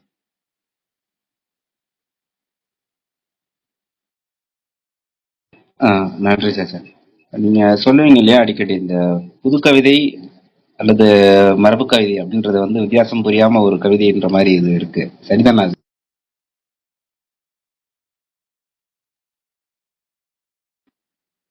ஆமா, இது திடீர்னு ஒரு மரபு கவிதையினுடைய பாணி இதுக்குள்ள வருது. இந்த மரபு கவிதையில தான் இந்த இந்த இயல்பு நவிர்ச்சி, அதனாலதான் சொல்லும் போதே அந்த வார்த்தை இயல்பு நவிர்ச்சியாக சொல்லப்பட்ட இடம் இது. ஆனா அது ஒரு திடீர்னு அது ஒரு கவிதையினுடைய அழகு, அந்த பழைய ஸ்டைல்ங்கிறதுனால அதையும் உள்ள வந்து போயிருது. நானும் வேற பொருள் இருக்குமான்லாம் யோசிச்சு பார்த்தேன். ரொம்ப சிரமப்பட்டு ஒரு பொருள் அதுக்கு நம்ம கொடுக்க வேண்டியது இல்லை. அது தோணிச்சுன்னா அதை சொல்லலாம். ரொம்ப சிரமப்பட்டு நெறியில் நிற்பவர்கள் வந்து இயற்கையின் ஒரு பகுதி ஆகிறார்கள்.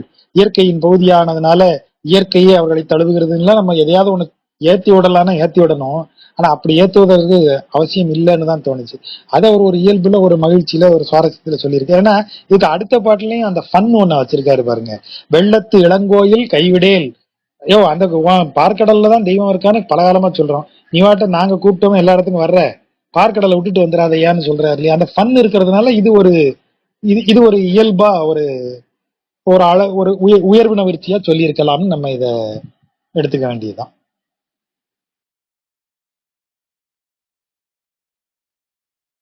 நன்றி சார்.